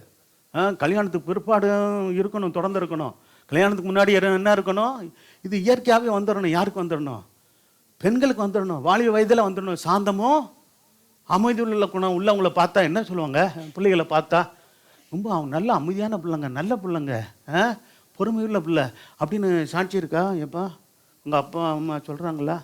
என் மக தங்கங்க, என் மகன் அப்படி நல்ல குணங்க சொல்கிறாங்களா? சோத்திரம். பொறுமையின் கடலே என் பிள்ளை தான் அப்படின்னு சொன்னாங்கன்னா எவ்வளோ சாட்சி. அல்லேலூயா. அப்படி இல்லாமல் நான் ஒன்று சொன்னால் அவன் ஒன்று சொல்கிறாங்க, நான் ஒன்று சொன்னால் அவன் ஒன்று சொல்கிறாங்க அப்படின்றது நல்ல சாட்சியா? நோ. கவனமாக இருக்கணும். சரியா? ஆமாம், உங்களை பற்றி உங்கள் தாய் தகப்பன்மார் வந்து எங்கள்கிட்ட சாட்சி சொல்லணும். என் பிள்ளை அதுவும் ஆண்டு சபைக்கு வந்து ரட்சிக்கப்பட்டு சபையில் சேர்த்த பிற்பாடு நல்ல சாட்சியை நீங்கள் பெற்றே ஆகணும். அல்லேலூயா. ஆமாம், இது ரட்சிக்கப்பட்டதுக்கு முன்பாக என் மகனுடைய காரியம்லாம் கொஞ்சம் இதாக இருந்ததுங்க. ஆனால் சபைக்கு வந்து ரட்சிக்கப்பட்ட பிற்பாடு சத்தியத்தை கேட்டு பைபிள் படிக்கிறான், ஜெபம் பண்ணுறான், சுப்பாயின் பண்ணுறான், சோத்திரம் என்ன பண்ணுறான், நல்லா அப்படியே நல்ல கீழ்ப்படுதல் பிள்ளையா என் பிள்ளை மாறிடுச்சு. எப்படிப்பட்ட சாட்சி? அப்படிப்பட்ட சாட்சியே பிள்ளைகள், ஆண் பிள்ளையே பெண் பிள்ளை 2 பேருக்கும் தேவை. அல்லேலூயா. அது பின்னாடி இருக்குது. சரி, அப்படி ஒரு காரியங்கள் இருக்கணும். சோத்திரம். சரி, அது குறிப்பாக பிள்ளைகளுக்கு மட்டும் இல்லை, குடும்பத்தில் பெண்களுக்குலேருந்து வரணும் அது. சோத்திரம். அப்போ ஞானத்தினாலும் அடுத்து என்ன சொல்லப்படுது? சாந்தமில்ல. அது இவர் சொன்னார், பவுல் சொன்னார், இப்போ சாந்தமும் அமைதியுள்ள ஆவியாகிய இதயத்தில் மறைந்திருக்க குணமே உங்களுக்கு பாருங்க. இப்போ இந்த அலங்காரத்தை உடையவர்களாக இருங்க அப்படின்னு தான் வேதம் நமக்கு சொல்லுகிறது, உங்களுக்கு சொல்லுகிறது, ஆண்டோடைய பிள்ளைகளுக்கு, பெண்களுக்கு, சகோதரிமார்களுக்கு. இதுதான் என்னவா, இதுவே தேவனுடைய பார்வையில் எப்படி இருக்கிறது? இதுதான் ஆண்டவர் உங்கள்கிட்ட விலையேறப்பட்டதா பார்க்குறாருங்க. சோத்திரம், வேற காரியம் இல்லை. அப்போ அந்த நல்ல குணங்கள், சாந்தமுள்ள குணம், அமைதியுள்ள குணம், இந்த இருதயத்தில் மறைந்து இருக்கிற அந்த விசேஷித்த குணம் ஒவ்வொரு சகோதரிமார்களுக்கு இருக்க கடவுது. அல்லேலூயா, சோத்திரம். சரி, அப்போ இப்படி மாறிட்டீங்கன்னா சோத்திரம். இந்த சத்தியம் தெரியாத மற்றவங்க என்ன பண்ணுவாங்கன்னா, எவ்வளோ நல்ல ஒரு மாற்றமாக இருக்கிறாங்களே, எவ்வளோ இப்படி ஒரு காலத்தில் கோவப்படுவாங்க, சோத்திரம், பதிலுக்கு பதிலாம் பேசுவாங்க, இப்போ என்ன பேசினாலும் பொறுமையாக இருக்கிறாங்களே, அமைதியாக இருக்கிறாங்களே, அன்பாக இருக்கிறாங்களே, நல்லா சிரித்து அன்பாக பேசுகிறாங்களே அப்படின்னு சொல்லத்தக்கவர்களாக நீங்கள் இருக்கணும். அல்லேலூயா. ஆமாம், சோத்திரம். சரி, அப்போ நல்ல அன்பை நம்ம வெளிப்படுத்துவோம். கிறிஸ்துவின் அன்பை வெளிப்படுத்துவதன் மூலமாக தான் சோத்திரம் மற்ற ஜனங்கள் ஆண்டவரை அறிந்து கொள்ள முடியும். அல்லேலூயா. அவர்களுக்கு நம்ம ஆண்டவரை சோத்திரம் வெளிப்படுத்தி அவர்கள் ஆண்டவர் நமக்கு செய்த நன்மைகளை சொல்லி அவர்களுக்கு சுவிசேஷம் அறிவித்து ரட்சிப்புகளை நடத்த நம்ம பிரயாசப்படுவோம். கர்த்தர் நம்மை ஆசீர்வதிப்பார். சரி, அடுத்து பாருங்கள், நீதிமொழிகள் 31:30 வாசிங்க. விசேஷமாக என்ன செய்யணுமா? கர்த்தருக்கு பயந்து நடக்கணுமா. சோத்திர மனைவிகள் வாசிக்கலாம். பாருங்க, சௌந்தரியம் அப்படிப்பட்டதான், வஞ்சனை உள்ளது. பாருங்க, வேதம் சொல்லுகிறது என்னது? அழகு வீண். அழகு சௌந்தரியம் இதெல்லாம் ஆண்டவர் கொடுத்துருந்தாருன்னா சரி இருக்கட்டும். ஆனால் வயது கொஞ்சம் கூட கூட அதெல்லாம் குறையத்தானே செய்யுது. அழகும் குறையும், சௌந்தரியமும் குறையும். சோத்திரம். சரி, ஆகவே அப்போ அழகு சௌந்தரியம் இருக்கிறத நம்ம ஆண்டவர் இயற்கையாக ஆண்டவருடைய பிள்ளைகளுக்கு கொடுத்துருப்பாரு. அதை பார்த்து நமக்கு பெருமை வந்துடக்கூடாது. அல்லேலூயா. குறிப்பாக வாலிப பிள்ளைகளுக்கு என்ன வந்துடக்கூடாது? ஆமாம், சோத்திரம், பெருமை வந்துடக்கூடாது. நான் அப்படி அழகாக இருக்கிறேன் அது கர்த்தர் கொடுத்த கிருபை. அல்லேலூயா, சோத்திரம். நான் சொல்கிறேங்க, சபையில் இருக்கிற எல்லா வாலிப பிள்ளைகளும் சோத்திரம், எல்லா பிள்ளைகளும் ஒயிட்டாக இருந்தாலும் அது கலர் தான். அல்லேலூயா. அடுத்து என்ன கலரா? என்னது இது? என்ன கலர்? கோதுமை கலரா? என்ன சொல்லுவாங்க? ப்ரௌன். Brown colour. சரி, சோத்திரம். அடுத்து என்னது? சோத்திரம், பிளாக் கலர் கூட இருக்கிறது உண்டு. அதுவாக இருந்தாலும் அபிஷேகத்தினால கர்த்தருடைய பிள்ளைகள் எல்லாரும் அழகாக பிரகாசமாக தான் இருக்கிறீங்க. அல்லேலூயா. ஆண்டவர் அப்படி தான் பார்க்குறாரு, நானும் அப்படி தான் பார்க்குறேன். சோத்திரம். அதனால் நான் அழகுல குறைஞ்சிருக்கிறேன், சௌந்தரியம் குறைஞ்சிருக்குது, அழகு குறைஞ்சிருக்குது. இல்லை, இருக்க வேண்டியது இருக்குது. சோத்திரம். கல்யாணம் பண்ண பிற்பாடு 2 பிள்ளை பிறந்த பிற்பாடு அது கொஞ்சம் கொஞ்சம் குறையும். அல்லேலூயா, சோத்திரம்.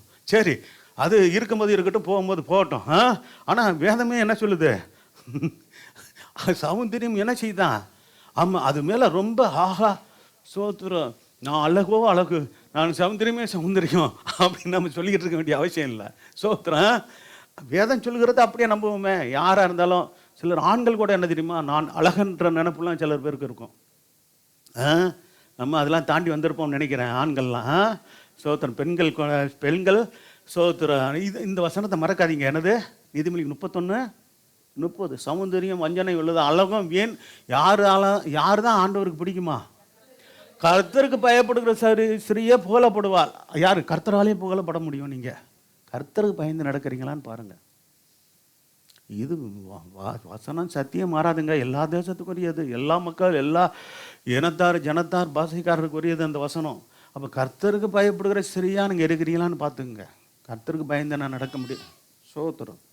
கர்த்தர் நல்லவர். சரி, அடுத்து பார்த்தீங்கன்னா நீதிமொழிகள் 31:13 வசனம், 15 வசனம் என்ன இருக்கணுமா? சோத்திரம். இதில் பாருங்கள், சில வார்த்தைகளை சொல்லி நான் முடிக்கிறேன். அதாவது உங்களுக்கு மனைவியில் இடத்துல காணப்படும் காரியங்களை சொல்லிட்டு பிள்ளைகளுக்கு சில காரியங்களை சொல்லி சோத்திரம் நான் முடிக்கிறேன். சோத்திரம் உண்டாகட்டும். வழக்கமான டயத்தில் ஒரு 8:15 முடித்து அடுத்து திருவனந்தகுள்ளே போகலாம், வாசிக்கலாம். என்னது?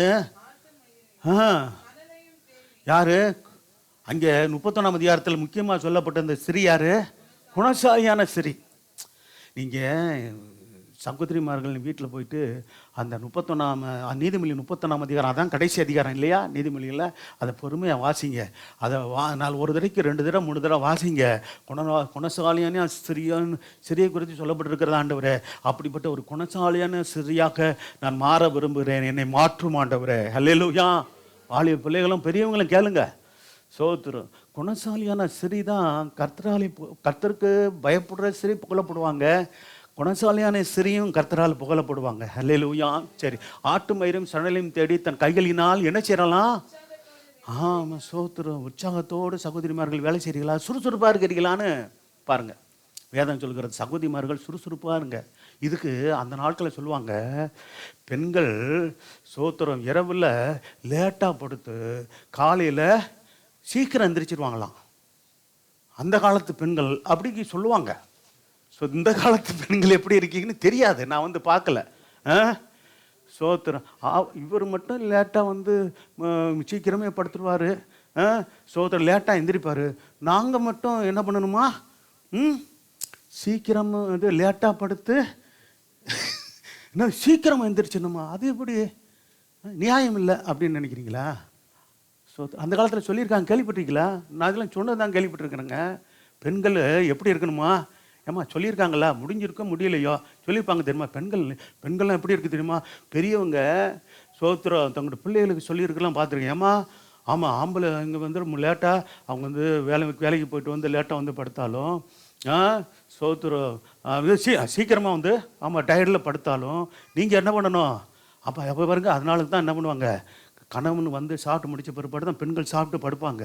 கணவன் எந்திரிக்கிறதுக்கு முன்பாக எந்திரிச்சு காபி போட்டு கொடுப்பாங்க. இப்போ எப்படி இருக்கிறாங்க அப்படின்றது, ஆமாம், கணவருக்கு நீங்கள் போட்டு கொடுக்குறீங்களா அல்லது அவர் எந்திரிச்சு உங்களுக்கு போட்டு கொடுக்குறாரா காபி, அல்லது அவர் சாப்பாடு போட்டு? அதெல்லாம் பெரும்பாலும் சோதனை. என் வீட்டில் நான் ஒரு பழக்கம் என்ன வச்சுருக்கிறேன்னா, சமையல் செஞ்சு வச்சா போதும், நான் எடுத்து சாப்பிட்டுக்குருவேன். அல்லேலூயா. ஆமாம், ஒரு சிலர் என் மனைவி கையால் தான் நான் சாப்பிடுவேன். ஏன் நீங்கள் போட்டு சாப்பிட்டா வயிற்றுக்குள்ளே இறங்காதா? சகோதரர்களே, சாப்பிட்டு பாருங்கள். இதை ஒரு வேலையாக இருப்பாங்க, கொஞ்சம் வசதியாக படுத்துட்டாங்க, அப்படி கூட அவங்களை எழுப்பி எனக்கு போட்டு சாப்பாடு போடு. சோத்திரம். சமையல் செஞ்சு வச்சுட்டா எடுத்து நம்ம சாப்பிட்டு நல்லபடியாக நம்ம எடுத்து வைக்கலாம், ஒன்றும் தப்பு இல்லை.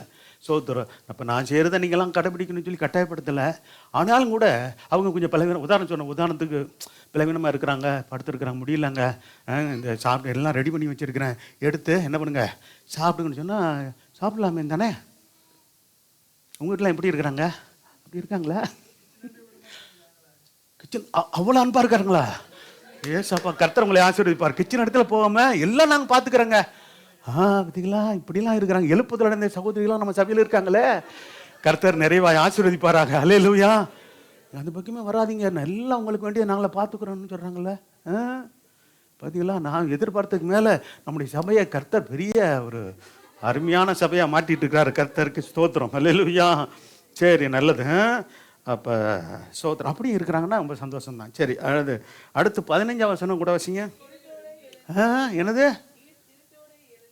ஆமாம், இருட்டோடு எழுந்து. சொத்தீங்களா? இருட்டோடு எழுந்து தன் வீட்டாருக்கு, ஆமாம், காலையில் எழுந்திரிச்சு, ஆமாம், சோதர கணவருக்கு வேண்டிய சோதர டிஃபனு, பிள்ளைகளுக்கு வேண்டிய டிஃபன்லாம் செய்து இருட்டோடு எந்திரிச்சு பழகணுங்க. சோதர காலையில் எழுந்திரிச்சு ஒரு ஜபத்தோடு அடுத்த வேலையை செய்யுங்க. இருட்டோடு எந்திரிங்க. இருட்டோடனா ஒரு 5 மணிக்காவது நீங்கள் என்ன பண்ணணும்? எழுந்திரிச்சு ஜபத்தோட அடுத்த சோத்திரம் உங்களுக்கு. ஆமாம், டெய்லி பொறுப்பு இருக்குது இல்லையா? அப்போ அந்த கணவனுக்கு பிள்ளைகளுக்கு செய்ய வேண்டிய கடமைன்னு ஏற்கனவே பார்த்தோம். அதான் நம்ம நீங்கள் செய்யணும்.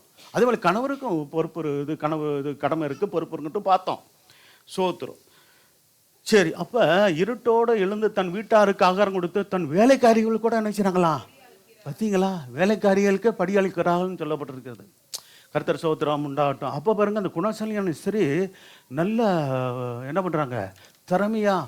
அப்போ அந்த குணம் நல்ல தெய்வீக அந்த குணசாலியான அந்த ஸ்திரீனுடைய குணம் அப்போ நல்ல என்ன பண்ணுது, தன் குடும்பத்தையும் பார்க்குறது மட்டும் இல்லை, மற்றவர்களுக்கும் என்ன பண்ண முடியுது, உதவி அவர்களையும் நடத்த முடியுது என்றெல்லாம் பார்க்குறோம். குடும்பத்தையும் நடத்த முடியுது, மற்றவர்களையும் வேலைக்காரிகளை கூட நடத்துகிறாங்கன்னு சொல்லப்பட்டிருக்குதே. சரி, இன்னொரு நீதிமொழிகள் 31:26 வாசிங்க. ஆ பாருங்க, எதுக்கு திறக்கணுமா வாயை? ஞானம் விளங்க திறக்கிறாள். வாயை என்ன செய்யணும்? ஞானம் விளங்க. அப்போ நம்முடைய அதாவது சகோதரிகளுடைய வாயில், உங்கள் பேச்சிலே தேவ ஞானம் வெளிப்படணும். அல்லேலூயா. அந்த வசனத்துடைய அர்த்தம் என்ன? நீங்கள் பேசும்போதே தேவ ஞானமாக பேசுகிறத உங்கள் கணவரே அறியணும், உங்கள் பிள்ளைகளை அறியணுங்க. எங்கள் அம்மா பேசுனாங்கன்னா, ஆமாம், ஞானமாக பேசுவாங்க, விவேகமாக பேசுவாங்க, அன்பாக பேசுவாங்க. ஆமாம், சோத்திரம், அவங்க பேசுனாங்களும் சொல்கிற வார்த்தை ரொம்ப சரியாக இருக்கும். அப்படின்ற அளவில் நீங்கள் இருக்கணுமா? அதான் அங்கே ஞானம் விளங்கணுமா? தன் வாயை ஞானம் விளங்க திறக்கிறாள், தயவுள்ள போதகம். பார்த்தீங்களா? அப்போ பாருங்க, சோத்திரம், அப்போ நீங்கள் சொல்கிற வார்த்தை ஒரு போதனையை போல் இருக்கணுமா? ரொம்ப பிரயோஜனமாக போதனை. எப்படி பாருங்கள், இப்போ நான் பிரசங்கிக்கிறேன், இது உங்களுக்கு பிரயோஜனமாக, ஆவிக்குரிய வாழ்க்கை பிரயோஜனமாக வேதவசனங்களை கொண்டு நான் போதிக்கிறேன். அப்படி உங்களுடைய வாயிலிருந்து வருகிற வார்த்தை இருக்கட்டும். அல்லேலூயா. பார்த்தீங்களா எப்படிலாம் வேதம் சொல்லுது? பார்த்தீங்களா? இப்படி இருக்கணுமா? ஸோ அப்படி இல்லைன்னா சரி, 5 காரியங்கள் பார்த்தோம். சரி, அடுத்து பிள்ளைகள் இடத்துல, இப்போ பிள்ளைகள் இடத்துல இருக்க வேண்டிய காரியங்கள் என்ன? எபேசியர் 6ஆம் அதிகாரம் 1-3 வசனம். பிள்ளைகளுக்கு இருக்க வேண்டிய குணம், சோத்திரம், செயல்பாடுகள், இதெல்லாம் நம்ம பார்க்குறோம். வாசிக்கலாம். பிள்ளைகளே உங்களுக்கு பெற்றாருக்கு, சோத்திரம், பிள்ளைகளே உங்களுக்கு பெற்றாருக்கு என்ன செய்யணும்? கர்த்தருக்குள்ள கண்டிப்பாக கீழ்ப்படிஞ்சு நடக்கணும். சோத்திரம். அப்போ ஒரு காரியங்கள் சோத்திரம், பெற்றோர்கள் சொல்லும்போது, தகப்பனோ தாயோ எந்த ஒரு காரிய வேலையை சொல்லும்போதோ, எந்த ஒரு பொறுப்பை கொடுக்கும்போதோ தட்டக்கூடாது, என்னால் முடியாதுன்னு சொல்லக்கூடாது, செய்யாமல் இருக்கக்கூடாது. சோத்திரம். ஆமாம், எங்களெல்லாம் பெற்றோர்கள் எங்களுக்கு முன்னாடி அந்த இப்போ சகோதரர்கள்லாம் இருக்காங்க. சோத்திரம். அவங்க பெற்றோர் தகப்பன் மாதிரிலாம் நம்முடைய பெற்றோர்கள்லாம் சொல்லும்போது நம்ம எதாவது தட்டியிருக்கிறோமா? முடியாதுன்னு சொல்லியிருக்கிறோமா? சொன்னது இல்லைங்க. நாங்கள் எங்கள் அப்பா அம்மாவுக்கு முன்னாடி நிற்கிறதுக்கே எங்களுக்கு பயம் இருக்கும். சோத்திரம். அப்படி ஒரு நல்ல பயத்தோடும் நல்ல பக்தியோடும் எங்களை வளர்த்தாங்க. அப்படி தான் வளர்த்துருப்பாங்கன்னு நினைக்கிறேன். எங்களுடைய முன்னாடி உள்ள தலைமுறைகள்லாம் பார்த்திங்கன்னா, சோத்திரம். ஆமாம், அப்படி இருக்கணும். அப்படி இல்லாமல் கீழ்ப்படியாமல் முடியாது அப்படிலாம் சொன்னாங்கன்னா கீழ்ப்படுகிற பிள்ளைகள் இல்லைன்னு அர்த்தம். ஆமாம், நான் செய்ய மாட்டேன், அது வேற யார்கிட்ட சொல்லுங்கள். சோத்திரம். மகள்கிட்ட சொன்னோம்னா மகன்கிட்ட சொல்லுங்கள், மகன்கிட்ட சொன்னால் அவங்க மகள்கிட்ட சொல்லுங்கள், அல்லது தங்கச்சிகிட்ட சொல்லுங்கள், அக்காட்ட சொல்லுங்கள். அப்படிலாம் என்ன பண்ணக்கூடாது. சில பிள்ளைகள் அப்படியே சோத்திரம், எனக்கு வேலையாக இருக்கிறேன், என்ன வேலையாக என்ன அப்படின்னா பெரிய வேலை. சோத்திரம். தாய் தப்பன் கீழ்ப்படுகிறத விட பெரிய வேலை இருக்குதா? இல்லை. கர்த்தர் உரிச்சிடுவாங்க. பார்த்தீங்களா? இப்போ நம்ம பிள்ளைகளை உரிக்க முடியுமா? அதுக்கு நம்மளாம் உரிக்காமல் இருந்தால் சரி. அல்லேலூயா. காலம் அப்படி மாறி போச்சு, என்ன பண்ணுறது? சோத்திரம். ஆமாம். அப்போ அந்த நேரத்தில் அப்படி சும்மா தட்டி வச்சு அடி தான். முழங்கால் எல்லாம் எங்கள் அப்பா முழங்கால் போட்டு அடி, எத்தனை அடி வாங்கியிருக்கேன். சோத்திரம். அன்றைக்கி அடி வாங்கினதுனால தான் அன்றைக்கி ஊழியக்காரனை இருக்கிறேன்னு நான் விசுவாசிக்கிறேன். அல்லேலூயா. அதுவும் நிற்க வச்சு அடிக்கிறதுல முழங்கால் போடு. அது எங்கள் அப்பாவுக்கு லெஃப்ட்டு நல்லா வரும். ஆமாம், எது கிடைக்குதோ எடுத்து வச்சு சாத்துறது தான். சோத்திரம். பொம்பளை பிள்ளைகளோட ஆம்பளை பிள்ளைகளை ரொம்ப கண்டிப்பாப்பில் எங்கள் அப்பா. சோத்திரம். பாருங்க, சேட்டை ஜாஸ்தி இல்லை. ஆம்பளை பிள்ளைங்கன்னா நம்ம கொஞ்சம் சேட்டை ஜாஸ்தி பண்ணுவோம்ல. ஆமாம். சோத்திரம். அதனால நம்ம அடி கூட வாங்குறது நியாயம்தான். பொம்பளை பிள்ளைங்க கொஞ்சம் ஒரு அடி அடித்தாலும் எப்பா எம்மான்னு கத்து அடிக்காதீங்கன்னு சொல்லும். இது எங்கன்னது அடி வாங்கிக்கிட்டே என்ன சொல்லும், என்னது அப்படின்னு நெளிச்சு கொடுத்துக்கிட்டு இருக்குங்க இல்லது ஆம்பளை பசங்க, ஆம்பளை பிள்ளைங்க. சோத்திரம். இதெல்லாம் அனுபவம் பேசுது. சோத்திரம். சரி, கர்த்தர் அப்படிலாம் நம்ம இருக்கக்கூடாது, கீழ்ப்படியணும். அல்லேலூயா. கர்த்தர் சோத்திரம் உண்டாட்டும். அப்போ பாருங்கள், முதல் வசனம், பிள்ளைகளே உங்கள் பெற்றாருக்கு கர்த்தருக்குள் என்ன செய்யுங்க? கீழ்ப்படிங்கள். இது என்ன செய்யுமா? இது என்னமா? நியாயம். தேவனுடைய பார்வையில் இது நியாயம். கீழ்ப்படியணும். கீழ்ப்படியாமல் ஒரு பிள்ளை இருந்துச்சுன்னா, நான் சொல்கிறது கேட்க மாட்டேங்குது என் பிள்ளை அப்படின்னு சொன்னாங்கன்னா, அந்த பிள்ளை கீழ்ப்படுகிற பிள்ளை இல்லை. ஆண் பிள்ளையோ பெண் பிள்ளையோ. அடுத்த வசனத்தை வாசிங்க. இதில் 2 காரியம் இருக்குது. கீழ்ப்படியணும், 2வது தகப்பனையும் தாயையும் கணம் பண்ணணும்னு, 3ஆம் வசனம் சொல்லுது உனக்கு நன்மை உண்டாயிருப்போம். நல்லா கவனிங்க பிள்ளைங்க, நல்லா கவனிக்கணும். உங்களுக்கு நன்மை உண்டாயிருக்கணும். அடுத்து என்ன நடக்கணும்? பூமியிலே வாழ்நாள் நீடித்திருப்பதற்கு என்ன தான் வேணும்? உன் தகப்பனையும் தாயையும் கணம் பண்ணுங்க. மரியாதையோடு கூட நீங்கள் என்ன பண்ணணும்? ஆமாம், தாய் தகப்பனை கூட என்ன பண்ணுறாங்க சில பிள்ளைகள், போ வான்னு பேசுறது. ஏற்கனவே பார்த்தோம், மனைவிமார்கள் கணவனை போவான்னு பேசுறது தப்பு, ரெஸ்பெக்டோடு அவங்களோட பேசணும்னு வேதம் சொல்லுது. இங்கே சோத்திரம் சில பிள்ளைகள் சோத்திரம் தாய் தகப்பனை எப்படி பேசுகிறீங்க எனக்கு தெரியாது. ஆனால் சில பிள்ளைங்கள் வா போன்னு பேசுகிறதுலாம் நான் பார்க்குறேன். எங்கே சோத்திரம் பொதுவாக சில சென்னையில் அப்படி சில பகுதியில் தாய் தகப்பனை வா போன்னு சொல்ல மாட்டாங்கங்க. சரிம்மா சரிப்பா அப்படின்னு தான் சொல்லுவாங்களே தவிர வா போன்னு பேசுகிறதே இல்லை. இன்றைக்கி அப்படி பேசுகிற பிள்ளைகள் இருந்தீங்கன்னா திருந்தி கொள்ளுங்க. ஹல்லேலூயா. பேசக்கூடாது. தாய் தகப்பனை வா போன்னு பேசாதீங்க. வாங்க போங்க. நம்ம தேவன் உங்களுக்கு கொடுத்த தகப்பன் தாய். ஹல்லேலூயா. கர்த்தர் உங்களை நம்பி கொடுத்துருக்குறாங்க. பெற்றோர்கள் நம்பி உங்களை கொடுத்துருக்காங்க. பெற்றோர்கள் நம்பி உங்களை கொடுத்துருக்காங்க. அப்போ உன் தகப்பனையும் உன் தாயையும் என்ன செய்யுங்க, கனம் பண்ணுங்க. போவான்னு சொல்லிட்டீங்கனாலே கனம் பண்ணுங்களேன்னு அர்த்தம். அதே சமயத்தில் அவர்கள் உங்களை படிக்க வச்சு உங்களுக்கு வேண்டிய உணவு, உங்களுக்கு குழந்தையிலேருந்து பராமரித்து உங்களை சுத்தம் பண்ணி குளிப்பாட்டி குழந்தையிலேருந்து எவ்வளோ பாடு எவ்வளோ கஷ்டம் எல்லாம் அப்படி செய்தவங்கள ஒரு நேரம் வரும், ஒரு 50-60 வயசு ஆச்சுன்னா அவங்களால அதுக்குள்ளே நீங்கள் ஒரு நல்ல நிலைக்கு வந்துடுவீங்க. கல்யாணம் ஆயிரும், மனைவி பிள்ளைகளோட கூட இருப்பீங்க. ஆனாலும் உங்கள் தாய் தகப்பனை கனம் பண்ணணும்னா கனம் பண்ணி நீங்கள் அவர்களுக்கு செய்ய வேண்டிய பணிவிடையை செய்யணும். அல்லேலூயா. போய் என்ன பண்ணக்கூடாது, என்னது எங்கே போய் விட்டுறக்கூடாது, முதியோர் இல்லத்தில் போய் விட்டுறக்கூடாது. அப்படி விட்டிங்கன்னா நீங்கள் கனம் பண்ணுகிற பிள்ளைகள் இல்லைன்னு அர்த்தம். தாய் தகப்பனை முதியோர் இல்லத்தில் விடக்கூடாதுங்க. அவங்க எவ்வளோ வேதனைப்படுவாங்க தெரியுமா. அங்கே பிரியாணி சாப்பிட்றத விட இங்கே ஒரு சாம்பார் சாப்பாடு நீங்கள் கொடுத்தா கூட, ரச சாப்பாடு கொடுத்தா கூட சாப்பிட்டு பிள்ளைகளோடையும் பேர பிள்ளைகளோடு இருக்க தான் விரும்புவாங்க. அல்லேலூயா. உண்மையை சொல்கிறேன். சில பிள்ளைகள் இது வந்த பிறகு உங்களை கவனிக்க நேரம் இல்லை. ஆமாம் நான் 2 பேருமே வேலைச்சிடும் முடிக்கல அப்படின்னு இப்படி பார்த்தா என்ன பண்ணிடணும் தெரியுமா. அப்போ ஒரு ஆள் வேலைக்கு போகாதீங்க. கணவன் மட்டும் வேலைக்கு போகட்டும். பெண்கள் என்ன செய்யக்கூடாது, வேலைக்கு போகாமல் கவனிங்க. மாமியார் கவனிக்கிட்டோம், மாமனார் கவனிக்கிட்டோம். கணம் பண்ணுறது அப்படித்தாங்க. போய் நாங்கள் என்ன பண்ணிடுறோம், என்ன சொல்கிறாங்கன்னா நாங்கள் என்ன பண்ணிடுறோம், முதியோர் இல்லத்தில் உங்களுக்கு வேண்டிய நல்ல முதியோர் இல்லத்தை பார்த்து அங்கே சேர்த்து விட்டுறோம். அங்கே உங்களுக்கு நல்லா பார்த்துக்குருவாங்க. நல்லா செலவு பண்ணி உங்களை அங்கே பார்க்கறதுக்கு நாங்கள் எல்லாம் பணம் செலவு பண்ணுறோம். அது அவங்க விரும்புகிறதில்ல. அது தகப்பனுக்கு தாய்க்கு அப்போ அவங்க சில பிளவினமாக இருப்பாங்க, சில முடியாத சூழ்நிலை இருப்பாங்க. அவங்க உடல்நிலையை கவனிக்கணும். நல்ல வயது ஆக ஆக சரீரத்தில் பார்த்திங்கன்னா நம்ம சாதாரணமாக உணவு இதாகாது. கொஞ்சம் நல்ல ஜீரணமாகிற எளிய உணவுகளை கொடுக்கணும் விரும்புவாங்க. அதெல்லாம் கொடுக்கணும், இதெல்லாம் செய்யணும். அப்படி பார்க்குறவங்களாம் இருக்கிறீங்க, எனக்கு தெரியும். தாய் தகப்பனை வயதான காலத்தில் ரொம்ப பலவீனமாக அவங்க பார்க்குறதே ரொம்ப சிலது கொஞ்சம் கஷ்டமாக தான் இருக்கும். அதை பொறுத்து சகித்து நாளைக்கு உங்களுக்கும் வயசாகுமே. யாருக்கு கல்யாணம் பண்ணி போகிற பிள்ளைகளுக்கு நீங்களும் உங்களுக்கு இப்போ பிள்ளைகள் பிறந்து உங்களுக்கு நீங்கள் இதாகும்போது அப்போ போய் முதியோர் இல்லத்தில் சேர்த்தா நல்லா இருக்குமா அது? முதியோர் இல்லத்தில் சேர்க்குற பிள்ளைகளும் ஒரு காலத்தில் இங்கே தான் போய் சேர்க்கப்படுவாங்க. முதியோர் இல்லத்தில் தான் சேர்க்கப்படுவாங்க. நீ எதை விதைக்கிறோயோ அதைத்தான் அறுப்பாயின்னு வேதம் சொல்லுகிறது. அப்போ 2 காரியம்.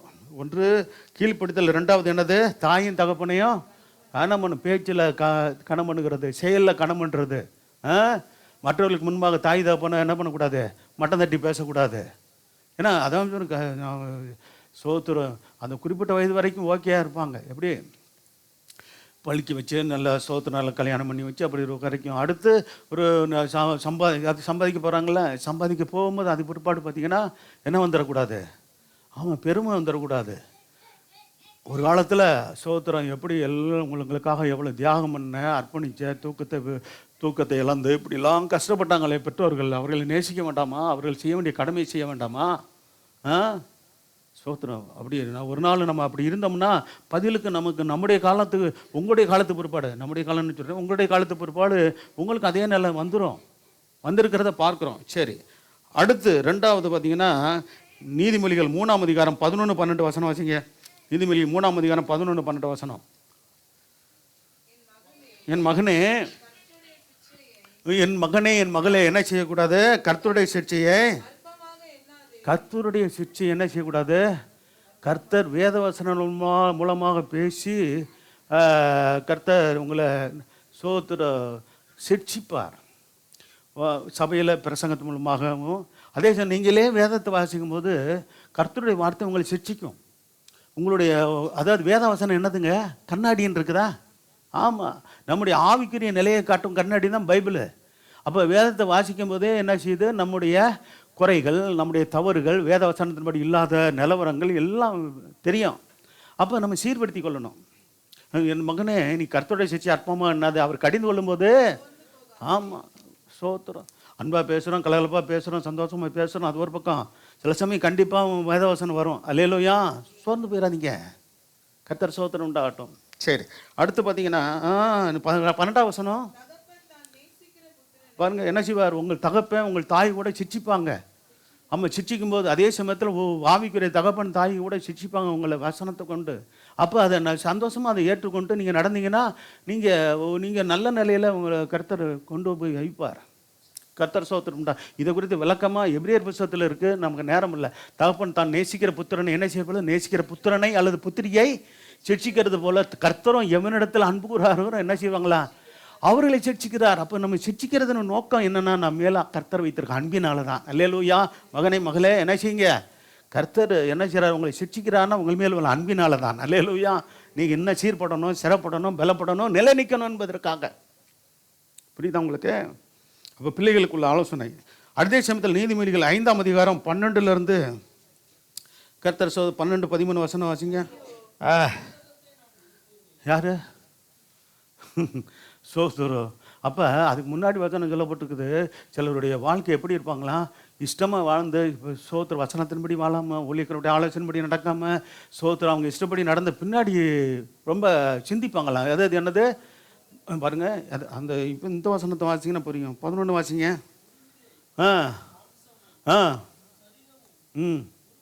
பார்த்தீங்களா? இதெல்லாம் ரொம்ப கடுமையான ஒரு காரியம். அப்போ மாம்சமும் சரீரமும் உருவழிகிற அளவுக்கு அப்படி வாழ்க்கையில் கீழ்ப்படிதலில் தாறுமாறான சோத்திரம் செயல்பாடுகள் இருந்தால் சோத்திரம் அப்போ சோத்திரம் பலவிதமான இழப்புகளை சந்தித்த பிற்பாடு அப்புறம் சோத்திரம் கவலைப்பட்டு என்ன பிரச்சனை அப்படின்னு சொல்லப்பட்டிருக்கிறது. சரி, உன் முடிவில் உன் மாம்சம் உன் சரீரம் உள்வழியும் போது நீ துக்கித்து என்ன செய்வாய்? அடுத்த வசனம் பாருங்க. என்ன சொல்லுவாங்களா? ஐயோ, போதகத்தை நான் வெறுத்தனே. பாரு, கண்டிந்து கொள்வதில் உங்கள் மனம் என்ன செய்யக்கூடாது? அலட்சியம் பண்ணக்கூடாது. போதகத்தை நீங்கள் வெறுக்காதீங்க. சோத்திரம். அது இன்னொரு வார்த்தை சொல்கிறேன்.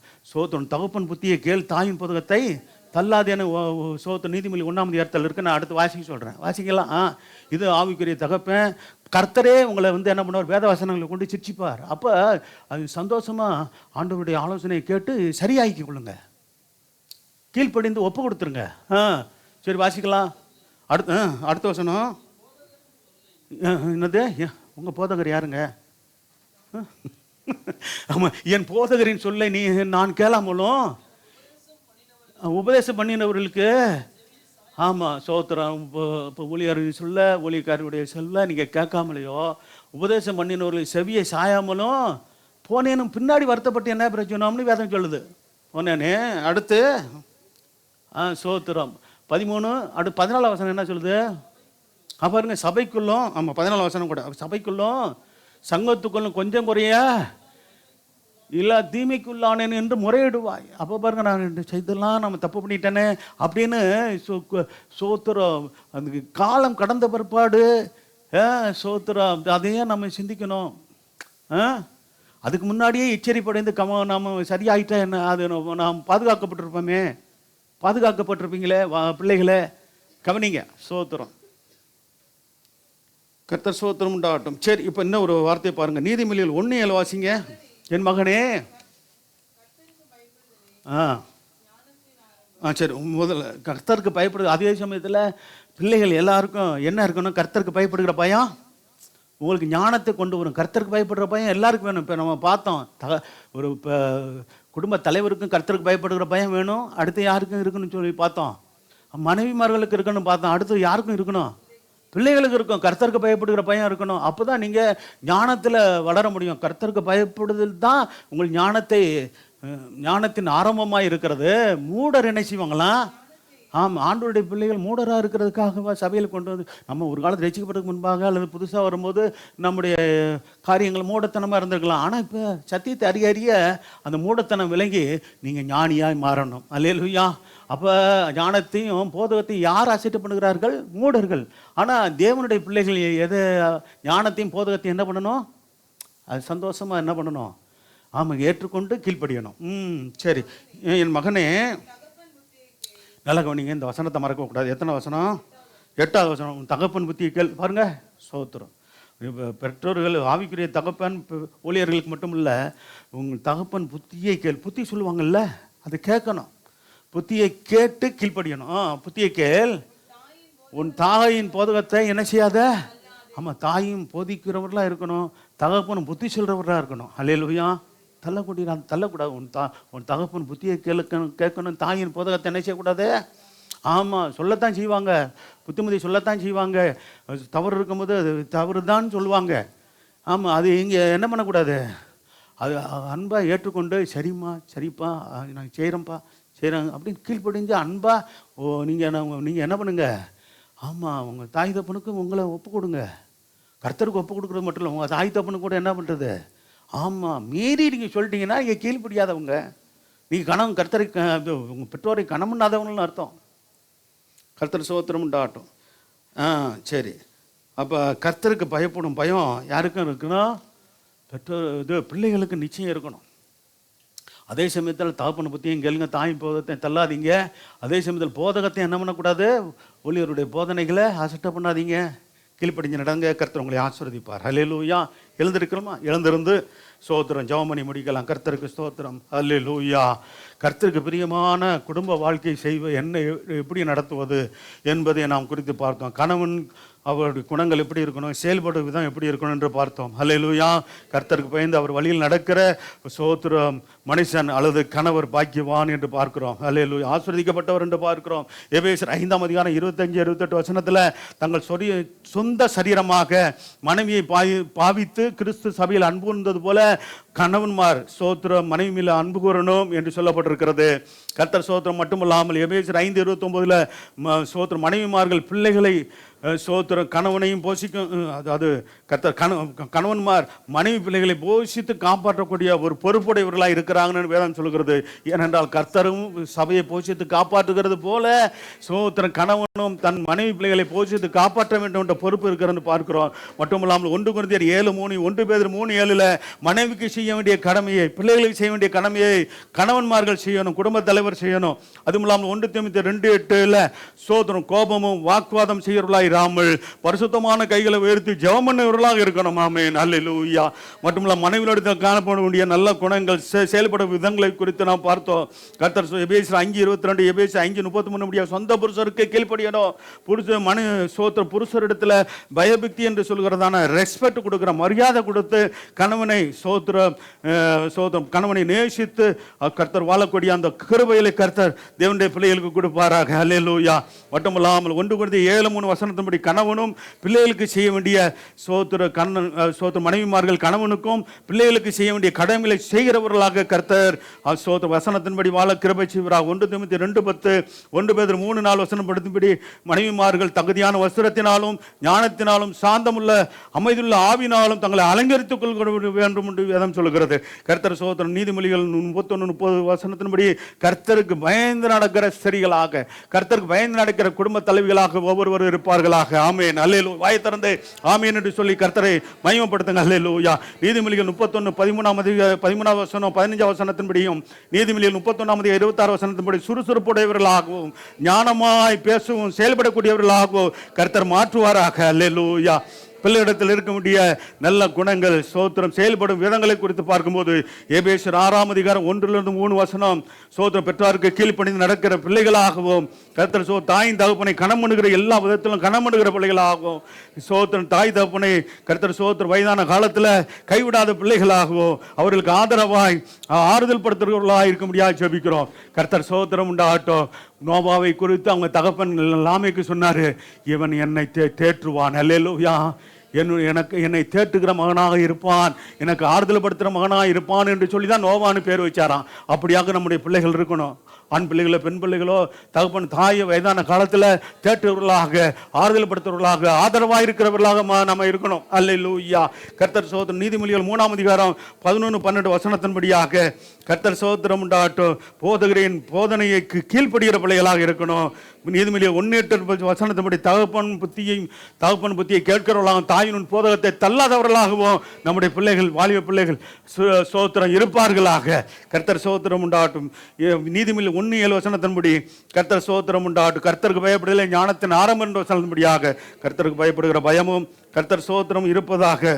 பாவியலுக்கு இடம் கூடாத பிள்ளைகளாக வேதம் சொல்கிற பாவி நயங்காட்டினாலும் அதற்கு நீ செய்யக்கூடாது என்று சொல்லப்பட்ட பிரகாரமாக சோத்திரம் மற்ற சோத்திரம் தேவனுக்கு பயப்படாத ஜனங்களோடு கூட சோத்திரம் அப்படிப்பட்ட பிள்ளைகளோடு கூட நட்பு வைத்துக் கொள்ளாதவர்களாக சோத்திரம் தேவ பயமற்றவர்களாய் வாழ்கிறவர்கள், சோத்திரம் துன்மார்க்கமாய் வாழ்கிறவர்களோடு கூட சோத்திரம் நம்முடைய பிள்ளைகள் எந்த விதமான தொடர்பு இல்லாதவர்களாக சோத்திரம் தேவனுக்கு பயந்து நடக்கக்கூடியவர்களாக சோத்திரம் எல்லாவற்றிலும் கர்த்தர் தேசத்தில் நல்ல சாட்சி உள்ள பிள்ளைகளாக வாழும்படியாக கர்த்தர் கிருபை செய்வாராக. எல்லாவற்றுக்கும் மேலாக கர்த்தருக்கு பயப்படுகிற பயம் எப்போதும் நாடோறும் வேதம் சொல்லுங்க, நாடோறும் கர்த்தருக்கு பயப்படுகிற பயத்தோடு இருந்து வேதம் சொல்கிறது.